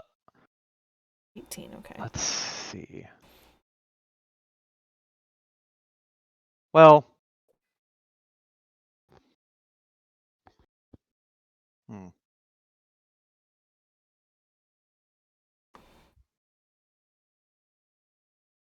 Well, what? are What'd you there? say? I'm debating whether or not there might be another disc in each room, and if I go and get the disc and toss it out, it'll stop the blowing up. I will say, Taylor says calmly, I am almost out of healing. Perhaps we should think of a plan. Nevalier holds up the disc and hands it to you, and just goes, "But you're not out yet." I have one option left, and that's only one spell, and I can burn these little things called sorcery points, and I can have one. So, Is there another room that has the explosion going off? The only one that you feel like might still be having stuff happen is the room where Sertha and Tarto are arguing.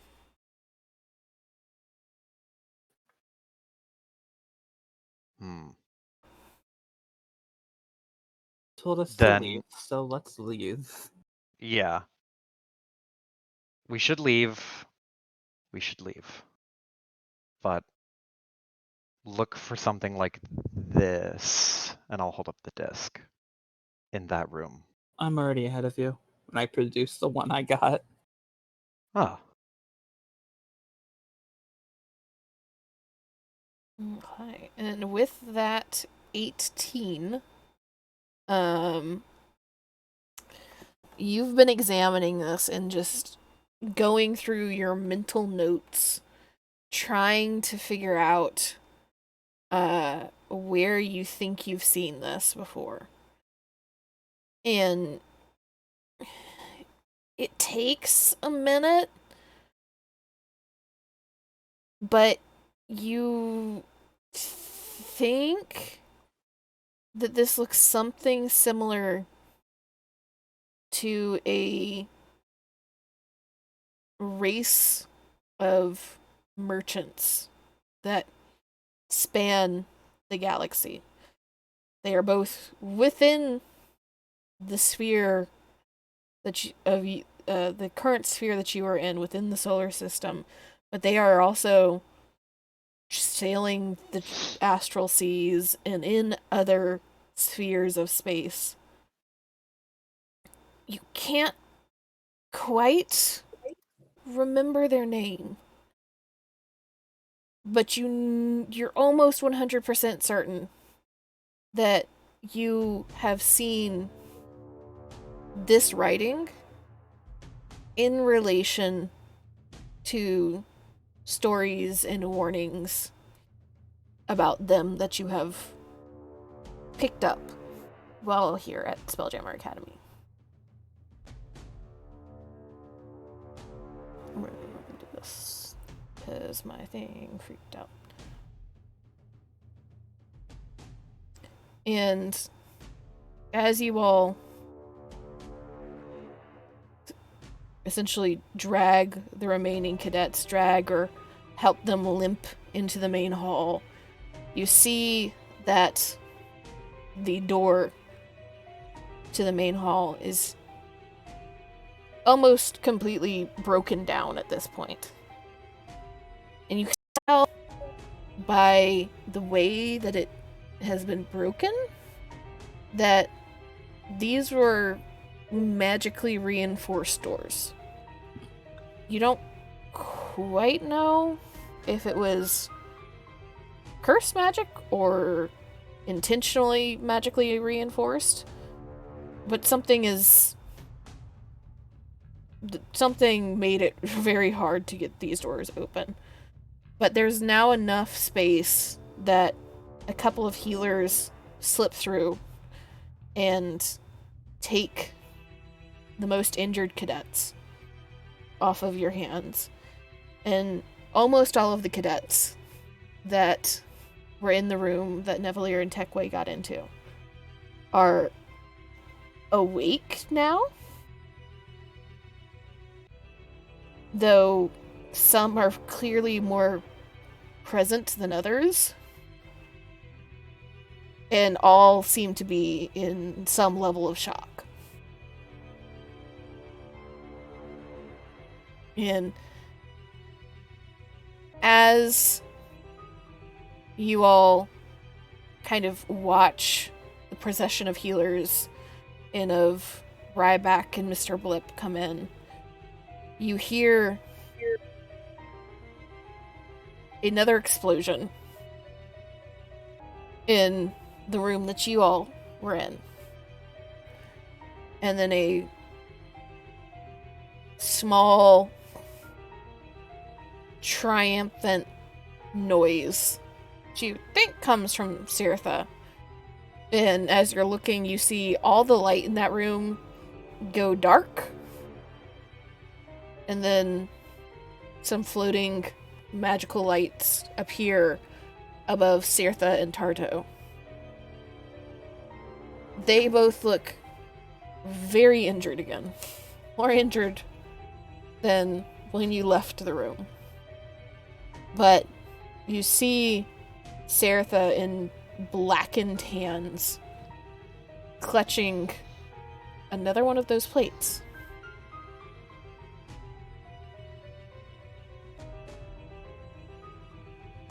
And Mr. Blip looks to all of you. And there's just the very kind of calm, mechanical, are all of you alright?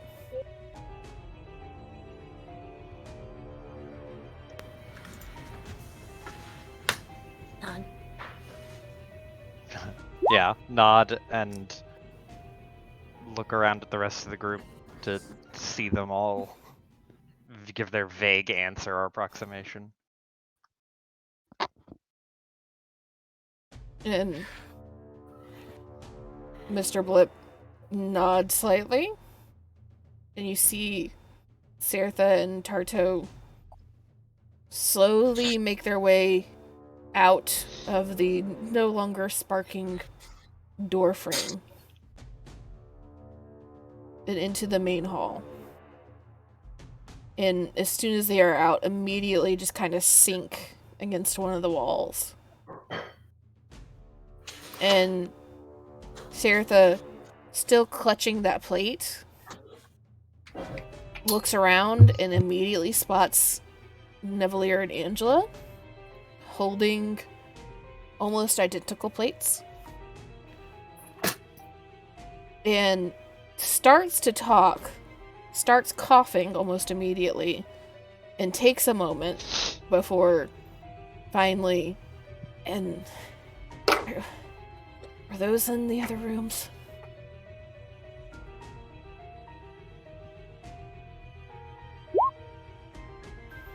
I'm assuming my mic didn't pick that up.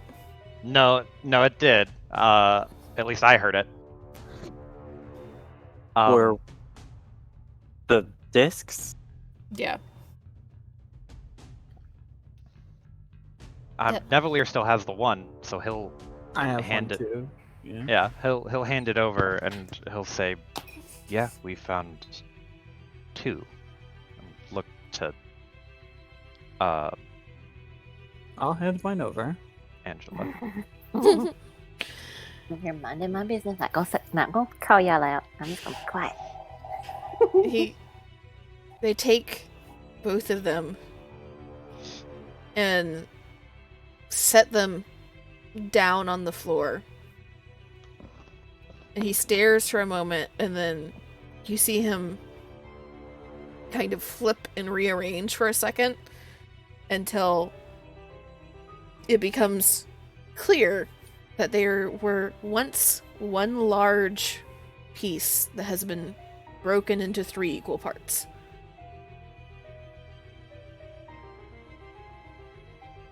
And you see Tarto and Winston kind of leaning a little bit closer, watching.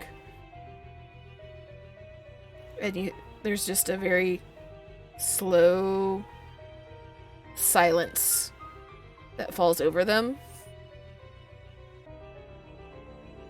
And Tarto just, you see her like scowl almost turn into a disgusted look, and she starts patting her pockets with the one good hand that she currently has, very clearly searching for her cigar pack.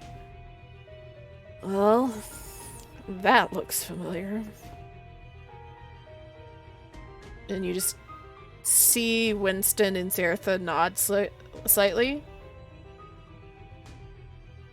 And both of them look kind of stone-faced.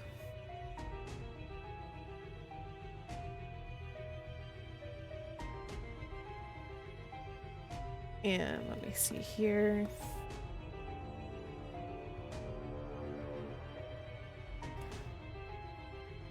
And Saratha just looks up towards Tarto, then very slowly closes their eyes and leans their head against the wall. And you hear him just whisper, Vokath. And as soon as he says that, Mr. Blip, who's been watching but keeping a distance, kind of picks himself up a little bit straighter on his single wheel and turns and immediately starts wheeling towards the door. And he just calls over his shoulder, I'll go warn the old wolf. The grudge has become something worse, hasn't it? And disappears into the crowd, trying to get the rest of the cadets out. What does that mean? And Tarto hears you ask that, and the kind of disgusted look just turns in your direction. And there's a small shake of her head, a very clear, essentially, don't ask that question,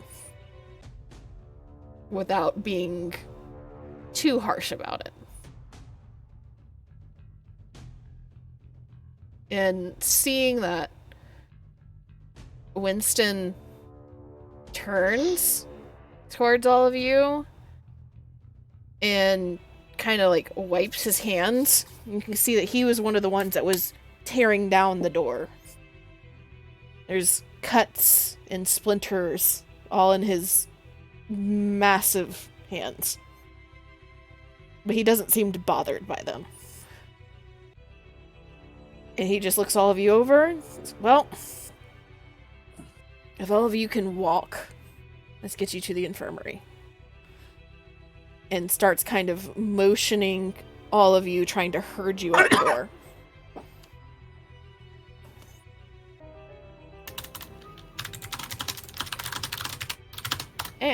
Done. No, you can go ahead. No, go ahead. Let me do this really fast because I know you're going to ask. That's the spelling for you, Amy. I had it right. Thank you. As he herds all of you out, that is where we'll take our break. And you all can level up to level 3. Go ahead and take your long rest.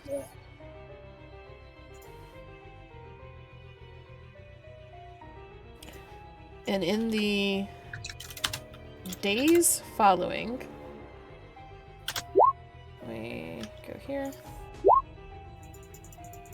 In the days following, it becomes very clear that this was sabotage, and the rumor mill starts churning at the academy. However, you do get a couple days later commended for barely passing simulation. And all of you get 100 gold apiece.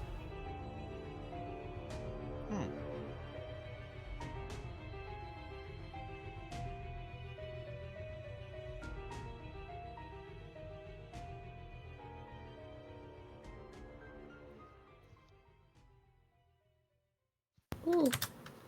Nice. Let's get rid of this one. Whew. What is 5? I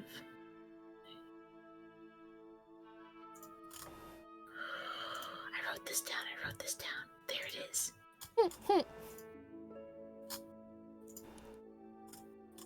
When everybody is back and leveled up, let me know and we'll keep going for another little bit.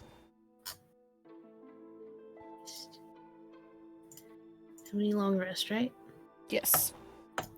Whoop. I'm Okay. just plugging in this spell, but I'm ready. For sound break, I'd like to go for a minute. I'll be right back. Mm-hmm.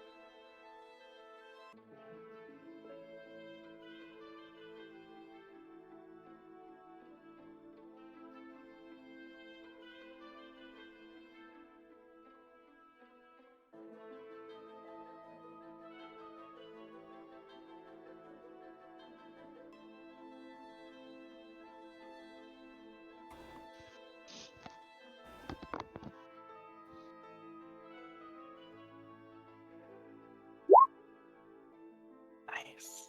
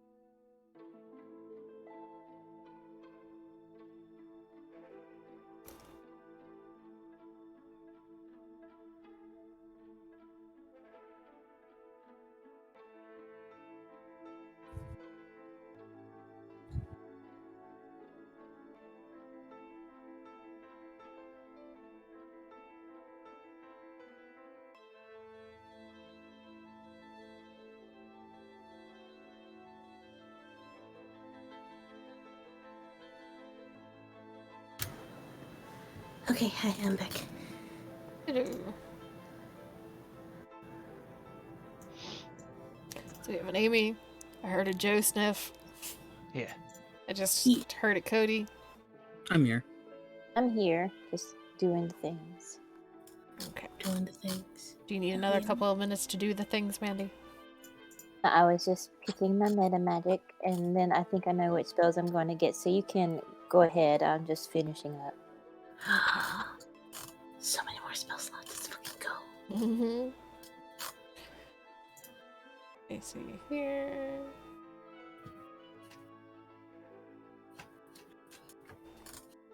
So, that would be useful if it was on the correct tab. That would be very useful.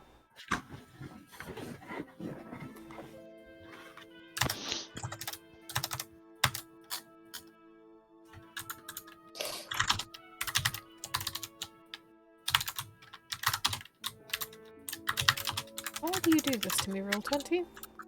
Okay. So,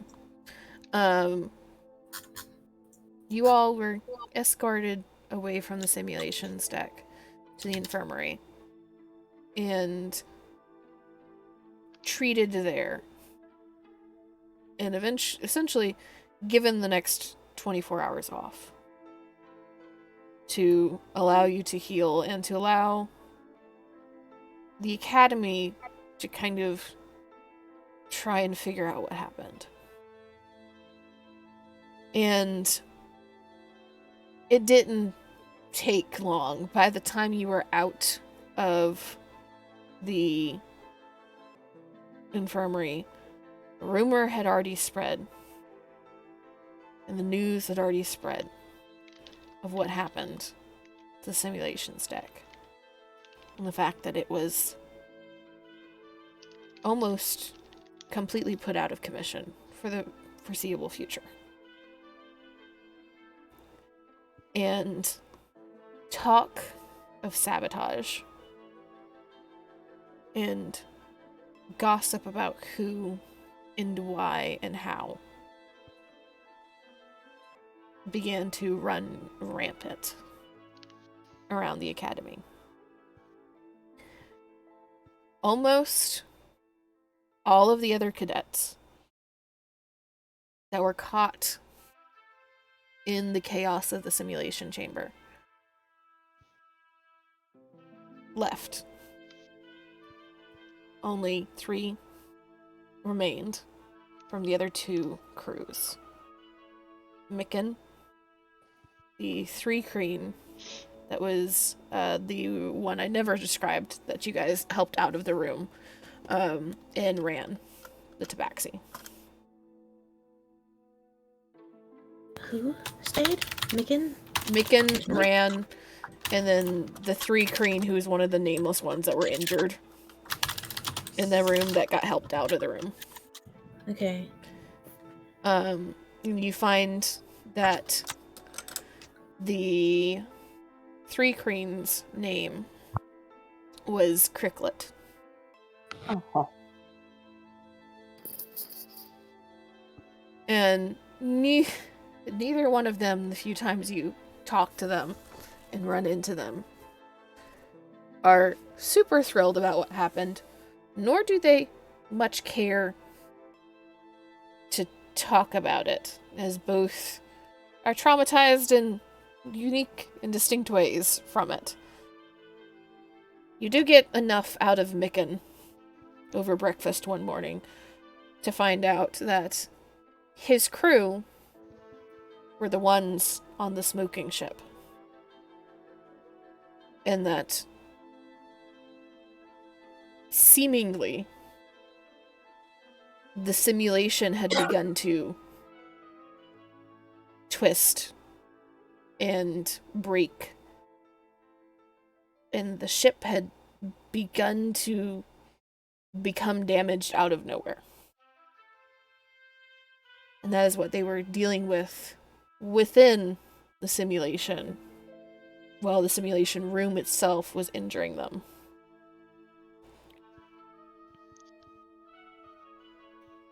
Eventually, though, things start to kind of get back to something close to normal for Spelljammer Academy. 2 weeks pass. And you are told by Tarto, as she has pretty much healed. Looks like she has a nice new scar on her arm from the injury in the simulation chamber. That as this crew has seemingly proven themselves, and to test all of your mettle in the real world,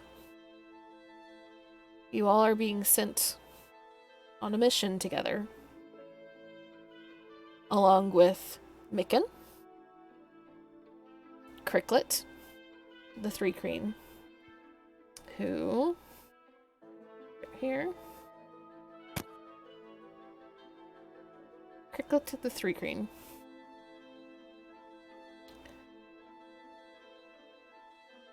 Fred, the Plasmoid. And Winston Ryback are being sent on a very important mission. And one that, as a collective, the administrative team, interested in seeing how you all will handle it. They don't explain anything more, other than tell you the end of week 2 to make sure that you go to bed early and get a good night's rest.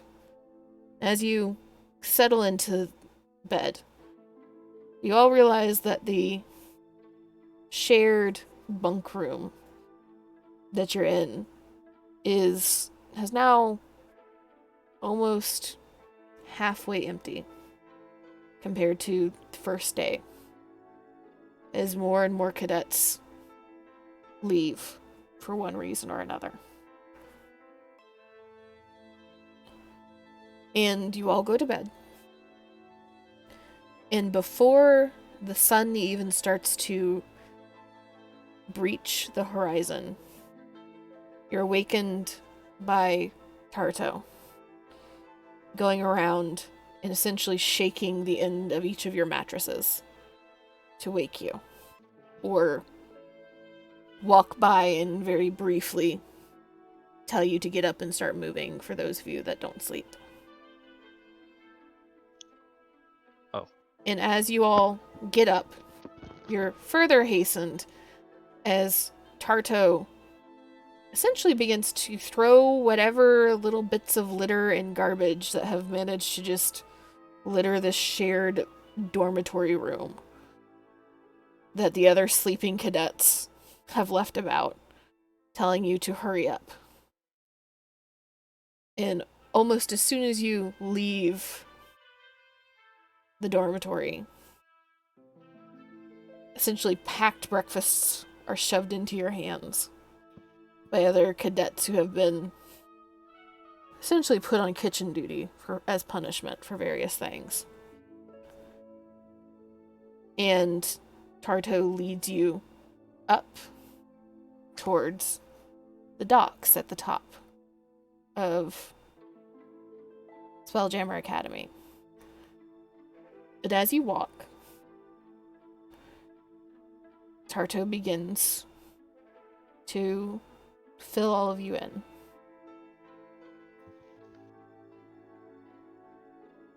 And tells you an adamantine meteor has been tracked and crashed into the spire on Hakatha. And you all are going to recover it.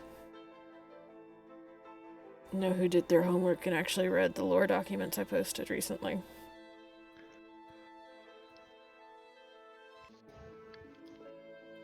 A valuable alloy like that, and you're trusting it to recruits? Well, that's why Ryback is going. He is the final say-so, and you're coming back with it. you know, everybody can roll me a history.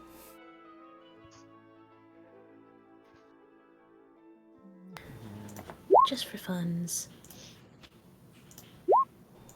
That's a big mountain. That's a thing in space. Ooh.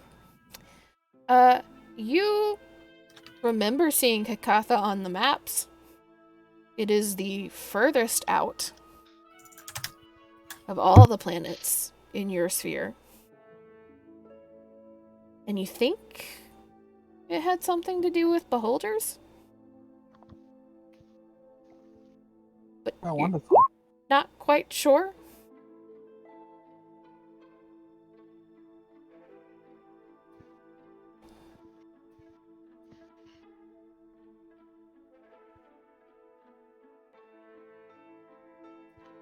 And Tarto, as you spiral up a staircase on the outside of the academy, getting closer and closer to the sky dock, just kind of looks up, squints at the dark morning sky, and you see the cigar that is hanging out of her mouth just kind of shift for a second. Well, the plan here is that you all are going to go finish commandeering an empty tyrant ship that's up there, and she points towards the sky. Got abandoned a couple months back, but still needs a helm placed in it so that you can direct it to fly. Hopefully that'll keep all of you out of trouble until it's unavoidable.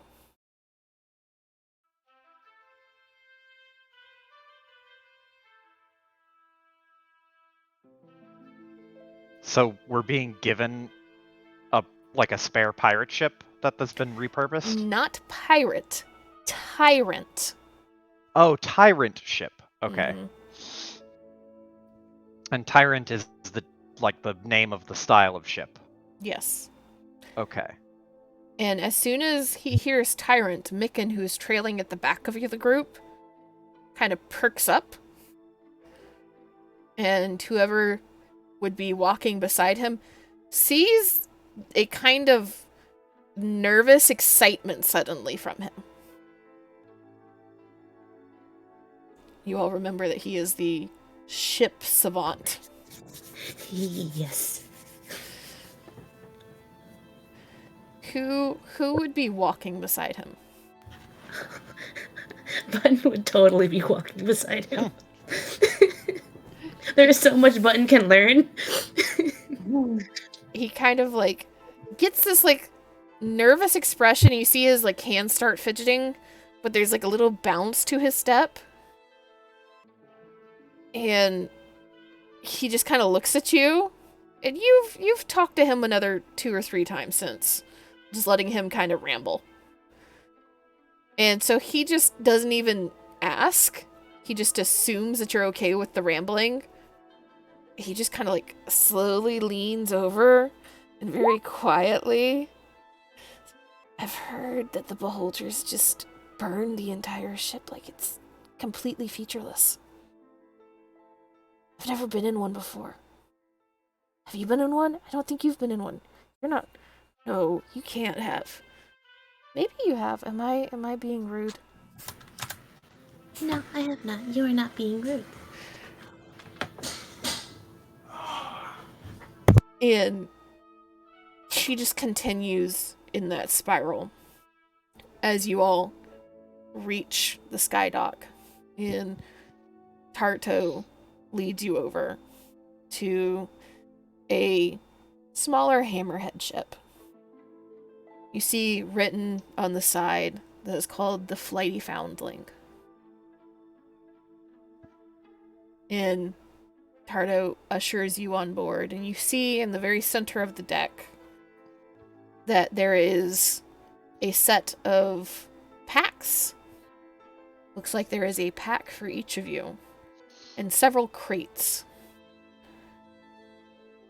And here is a shared equipment list for all of you. You do all get a bag of holding. Congratulations. Oh, Ooh. Well, not one for each, but a bag of holding for the group. oh, okay. I was about to say, like, all right, well, that's a lot of space. Time to black hole this shit. Let's go. And Tardo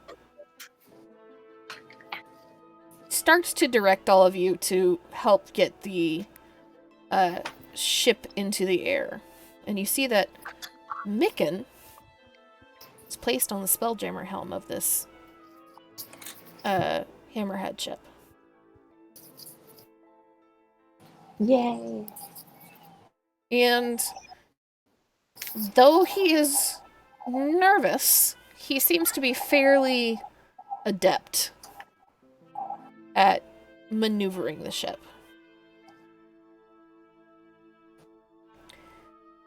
And as you all takes about 30 minutes, you're kind of slowly gliding towards the edge of the atmosphere.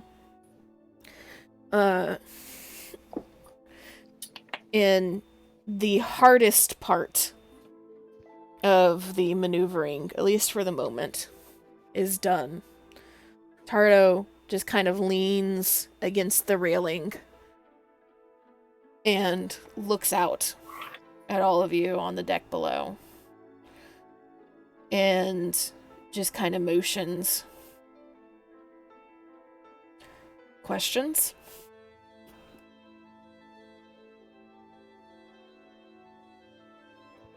I can't think of any. All right. Well, who's in charge this time? You're answering to the Ryback, yeah, but you still have to be calling the shots as if you were the one in charge. Who's the captain here? Nevalier looks at Angela. She looks back at you. Do you not want it? He opens his mouth and goes, instead of saying something, he just closes his mouth again and just shakes his head once. Very well done. And I looked on. In that case, I will volunteer. Tardo nods slightly and kind of looks around the group. Well, Ryback will have the final say. Micken, Cricklet, and Fred, as you guys don't have a set crew, you guys will be under his direct command. The rest of you will function primarily separate. Final decisions and final say still goes through him, but he will not be ordering you unless it's in an emergency. And as you break through the edge of the atmosphere, you see first, kind of small, what you think might be an asteroid. But then you get closer and closer and closer and see that it's not an asteroid. It's a ship that has been carved almost hollow. The large openings on the side. And you're not quite sure if it's stone or something organic reaching out from one end. Like tentacles. Floating still and quiet in space. And all of you remember the basic descriptions and sketches of tyrant ships that you've been given in class.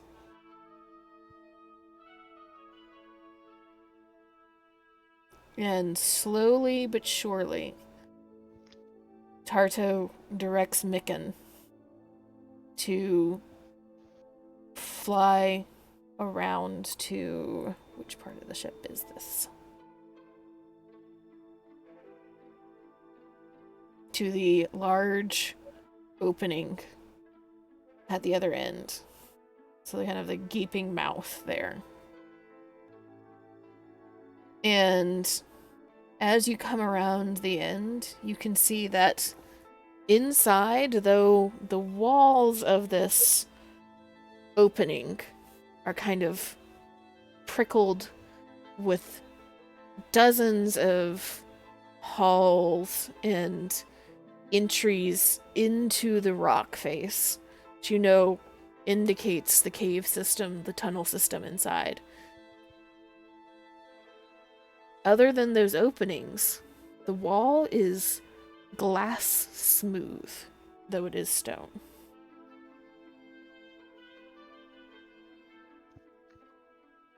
And those close enough to where the Spelljammer helm is hear an excited little squeak from Mikan, though he stops himself as Tardo just kind of like turns this disapproving glare in his direction.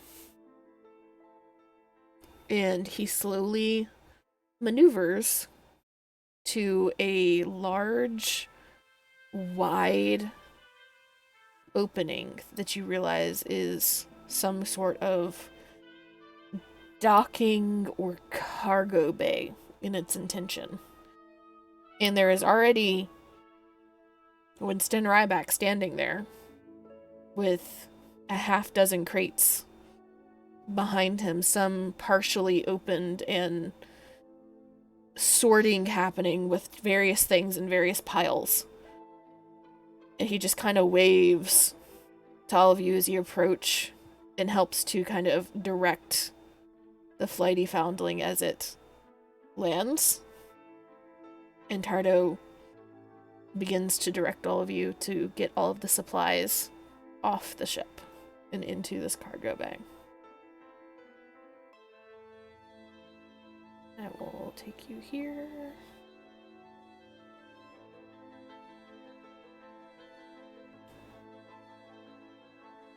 So, you look at the diagram at the very top up here. That is the cross section of this ship. You all landed here in this little section. But because of where the gravity plane is, you are actually standing up at the very top, almost like you're standing on the ceiling from the perspective of this paper. So you are... God. Let me see here. Your feet are... Let me draw. Like here, instead of on the ground. So down there on the other side. Okay.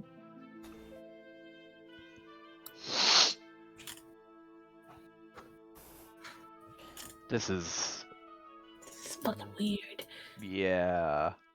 It looks dope though. Yeah. And as you all get the last crate off, Tarto pulls a long, skinny, it's about 3 feet tall, crate out from a different storage room and waits for all of you to kind of turn your attention back to her. And she just pops open the front, and you can see the Spelljammer chair is inside, as well as a rolled up scroll on the seat. And she looks over all of you, kind of takes stock, and then looks towards the chair. If you guys want to fly this, you need to get this into the command deck. Which is a bit of a chore to get to, but shouldn't be too hard. Once there, she grabs the scroll and kind of shakes it in your direction. You open the scroll and follow its directions exactly to install the chair. Then you should be able to fly it. It should get you to Hakata in one piece. She puts the scroll back on the seat of the chair, closes the crate back up, and rolls it completely down the ramp into the cargo bay. Turns towards Ryback, who seems to be in relatively good spirits, though he also seems to be just a little tired. Very clearly I got woken up, you guys got woken up early. I got woken up even earlier and I'm really tired now. And I want my coffee. Type expression on his face. But he just kind of tilts his head in a friendly gesture towards Tardo. And they clap Winston on the arm and give a little nod and glance in all of your directions, and then turns towards the ship with a good luck thrown over her shoulder. So you're not 100% certain who Tardo was wishing good luck to. But they get back on the hammerhead and sit down in the spelljamming chair and begin to take off and leave all of you on the cargo deck of the Tyrant ship.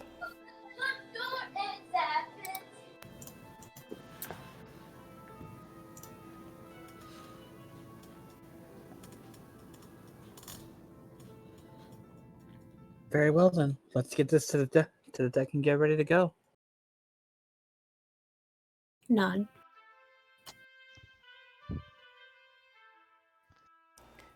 So you guys are just immediately trying to head towards the command deck then?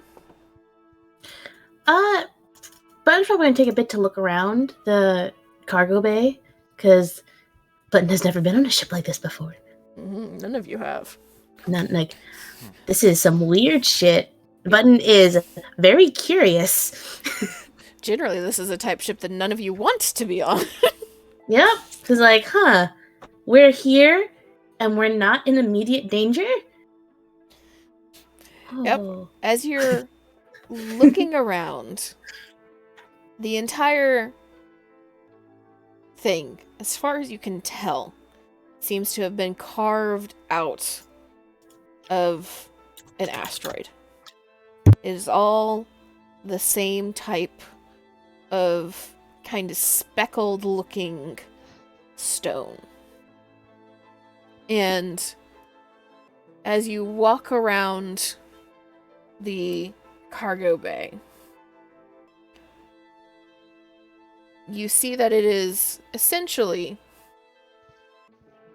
large circular rooms that are put together, or connected, I should say, by very wide hallways. The rooms themselves, the ceiling stands about 25 feet up. The hallways are a little bit lower at about 20 feet, but it's very clearly designed to be wide and expansive, catering towards, now that you are thinking about beholders, creatures that are fairly large. And for those of you that fly, you appreciate it to some extent because it is much more roomy and your wings can stretch out much more easily here than they generally can in the architecture that you're used to on the planet and in the other ships that you have been in. The entire room and all of the hallways, the surfaces are smooth and slick. And as you kind of examine it, Micken is kind of shadowing all of you, just staring in awe. Mouth literally like hanging open, and you see him run his hand over one of the walls, and you just hear just this whispered disintegration ray under his breath. Oh, that's lovely. And you realize that that is why everything is so perfectly smooth, and why the stone has been essentially rendered to glass on all the surfaces. The only lighting in this entire ship, however, is the lighting from the lamps that Tardo had all of you turn on before you landed. The lanterns with a continual flame spell cast in their center. And as you move and the lanterns shift and the flame inside flickers, it casts disconcerting shadows around every curve and corner. And though you all feel gravity, it feels like it is a little less. Not by much, not enough that you're bouncing around, but it doesn't feel like you're hitting the ground quite as hard as you normally do when you're walking. As you move around the ship, you essentially get dropped off here. And you walk down one of the hallways. You get to a point where you see that there are shafts that seem to stretch on forever, both up and down, though up and down are a little relative on a Spelljammer ship.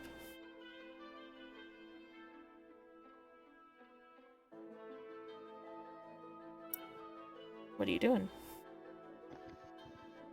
Looking up, looking down. Yeah, just trying to get...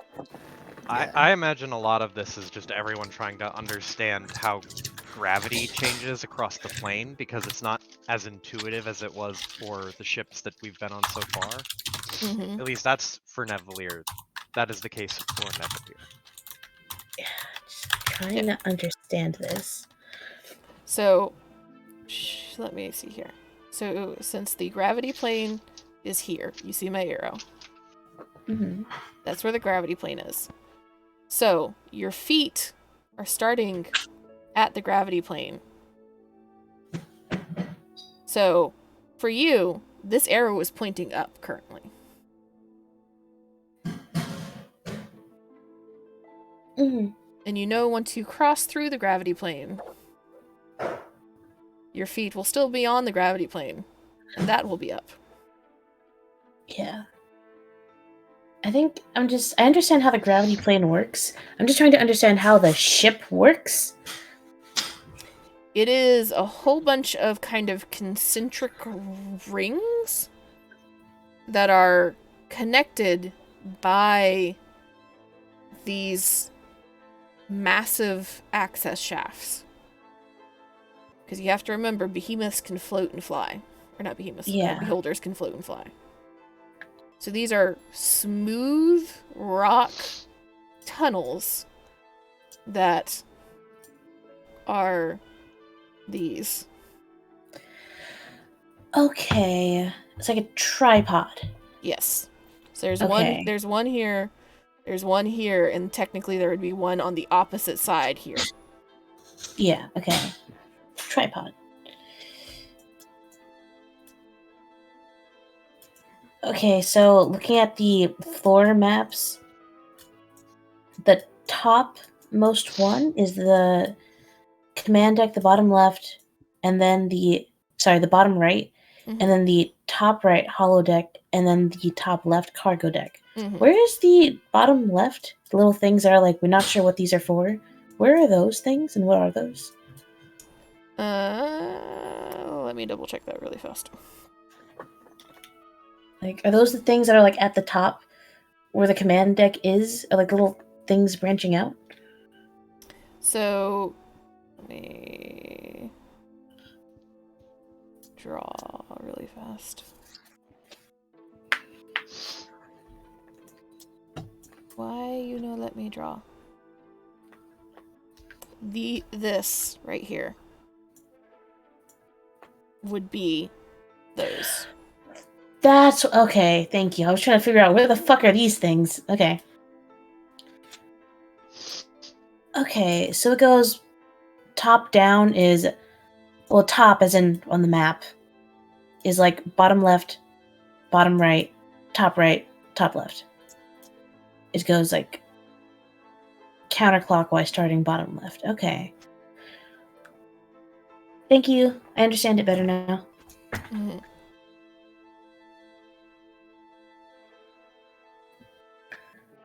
And I believe, let me check on this. Da-da. Yeah, essentially you would have been given something similar to this map. This kind of rough sketches of the tyrant ship that people have gotten in the notes, the red notes that you see on it, are the notes that somebody, whoever sketched this, wrote on this before it was given to you. Hmm.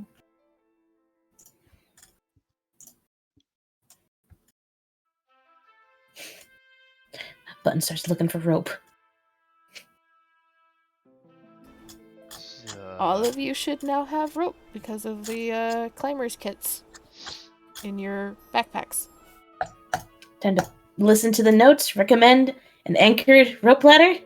Well, that'd probably be a good thing to get. Not all of us can fly. Yeah. Nevalier, you look at these halls and you have a pretty large wingspan. And you look at these access shafts and it's tight for maneuvering, but you're fairly sure that you can, at least as far as the lantern will let you see, get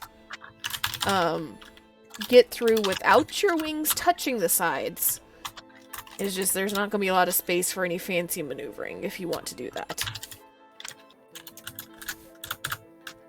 Okay.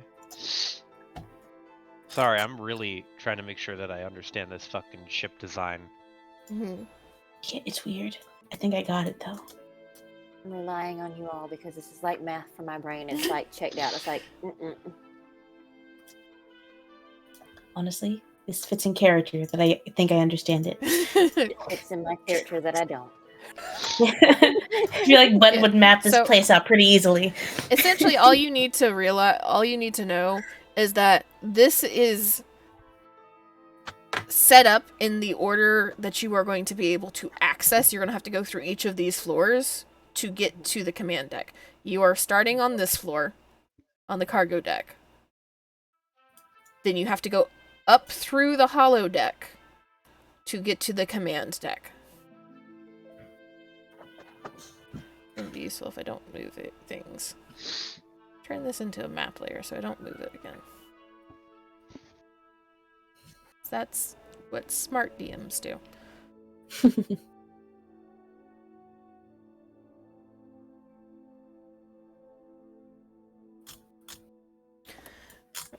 Sounds like we're a little checked out at this point. Do we want to call it for tonight? Huh.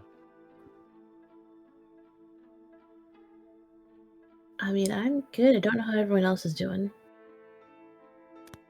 I don't know how much else there is to do. It's probably going to be moving on to the next thing, right? I mean, I guess. I don't quite know what you mean by that, but... We gotta figure out how to get this fucking chair to the top floor. Good old elbow grease. Mm. How heavy is the chair? Like, if we all tried to move it together? It's like... I mean, it's not so much heavy as it is cumbersome. Because it is a floating chair, technically. However, it is in a 3-foot-tall box.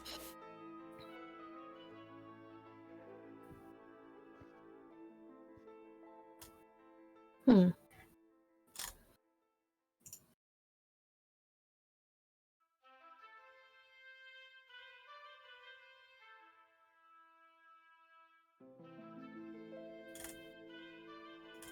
But I did hear that Amy say Button goes for the rope.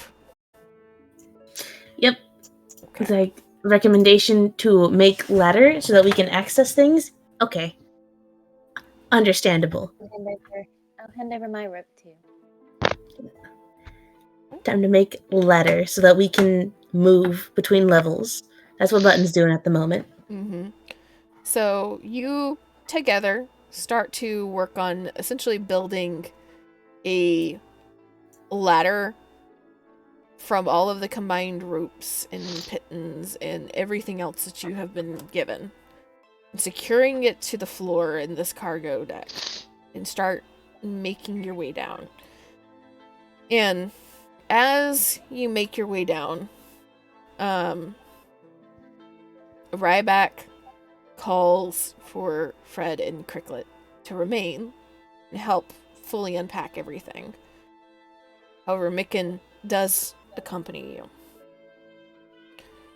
And I need Amy, roll me a d4, and one other person roll me a d4. Oh boy. Oh no. I feel like that's either really good or really bad. I will not roll. Shocker. Since when do you not want to roll? Because D4s are boring. Oh, Not enough risk. coward. As you work, it is not necessarily hard once you kind of realize the process that you need to do of build the ladder, secure it, essentially send Nevalier down to make sure that it is long enough to reach the next floor and secure it down at the next floor.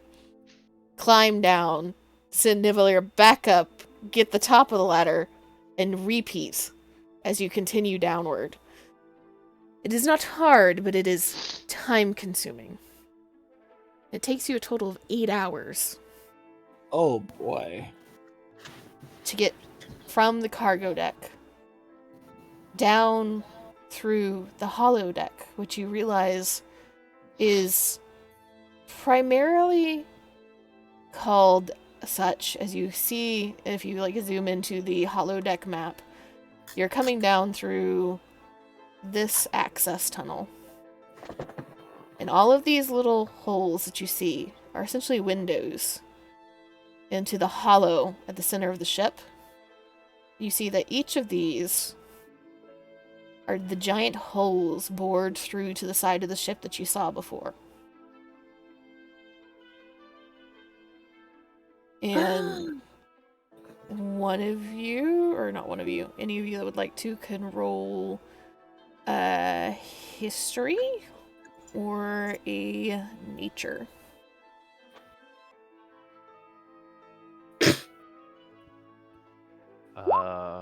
Hey! Hey. I'm rolling like fire today.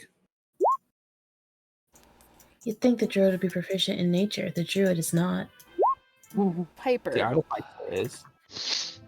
Angela, As you look out and kind of peer, leaning around off this ladder for a second to peer out through the hole, you realize that, oh, those are specifically carved into the side of the ship so that beholders can just fly out of the ship. This is essentially their doorways in and out in case of emergency or attack.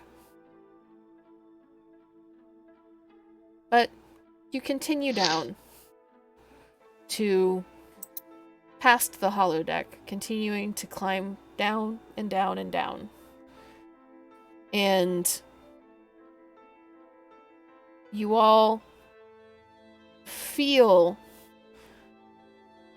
the moment that the gravity plane shifts and you go from climbing down to weightless for one rung, and then you continue down a little bit further, another rung, and all of a sudden gravity is pulling you as if you are hanging upside down on the ladder.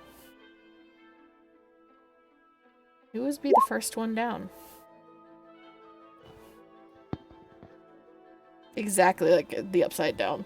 I'm so glad I watched that because I kind of like, oh my god, I understand one thing out of this whole thing. Because I've seen it. Well, let me rephrase that. Who's the first one down that does not have wings?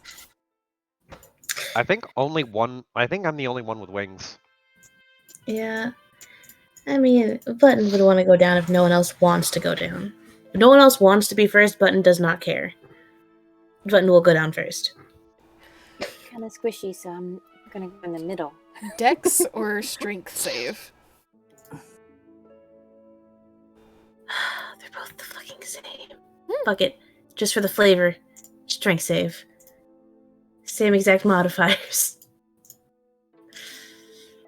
Boop. You 20. progress past this spot of weightlessness, and suddenly you feel gravity shift and start pulling you a different direction, and you automatically cling a little bit tighter to the rope, and you almost feel your hat start to slip off, but you reach up and grab it and cling to it for a second, and it takes you a minute, but you're able to slowly kind of work your way into turning around so that now you can start climbing upward towards the command deck. And seeing this, all of you mentally prepare yourselves to follow.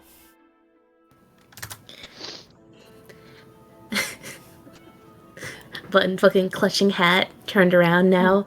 So Button is turned around, so like is facing away from you all. Yeah. I guess. So your feet Yeah. would be essentially next to the feet of whoever was coming behind you. Mm-hmm. I recommend having a strong and firm grip. Good luck.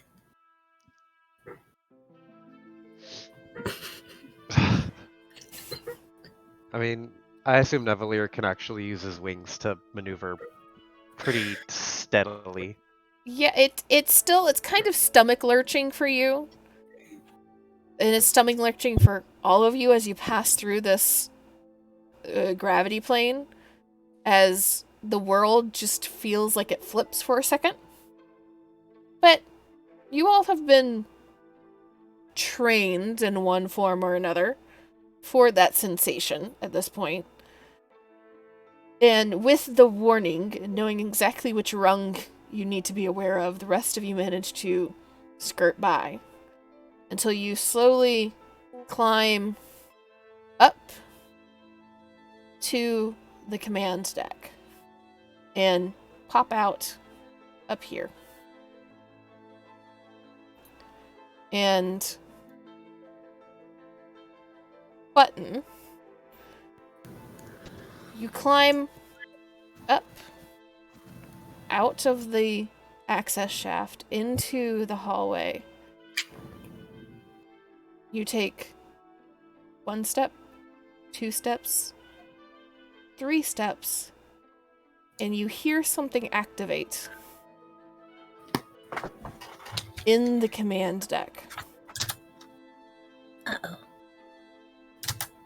And slowly but surely, all of you hear first and then feel the ship start to turn and lurch and spin. And that's where we'll end it for tonight. I'm beyond confused. I have no idea what this ship is or how it works or how it's even formatted. All I know is that it's basically a mouth cup, and that was because I was Googling images of it. Is there anything I can do clever. to try and explain a little bit better? Fuck if I know. I'm looking at pictures of it, and I understand the way the gravity works.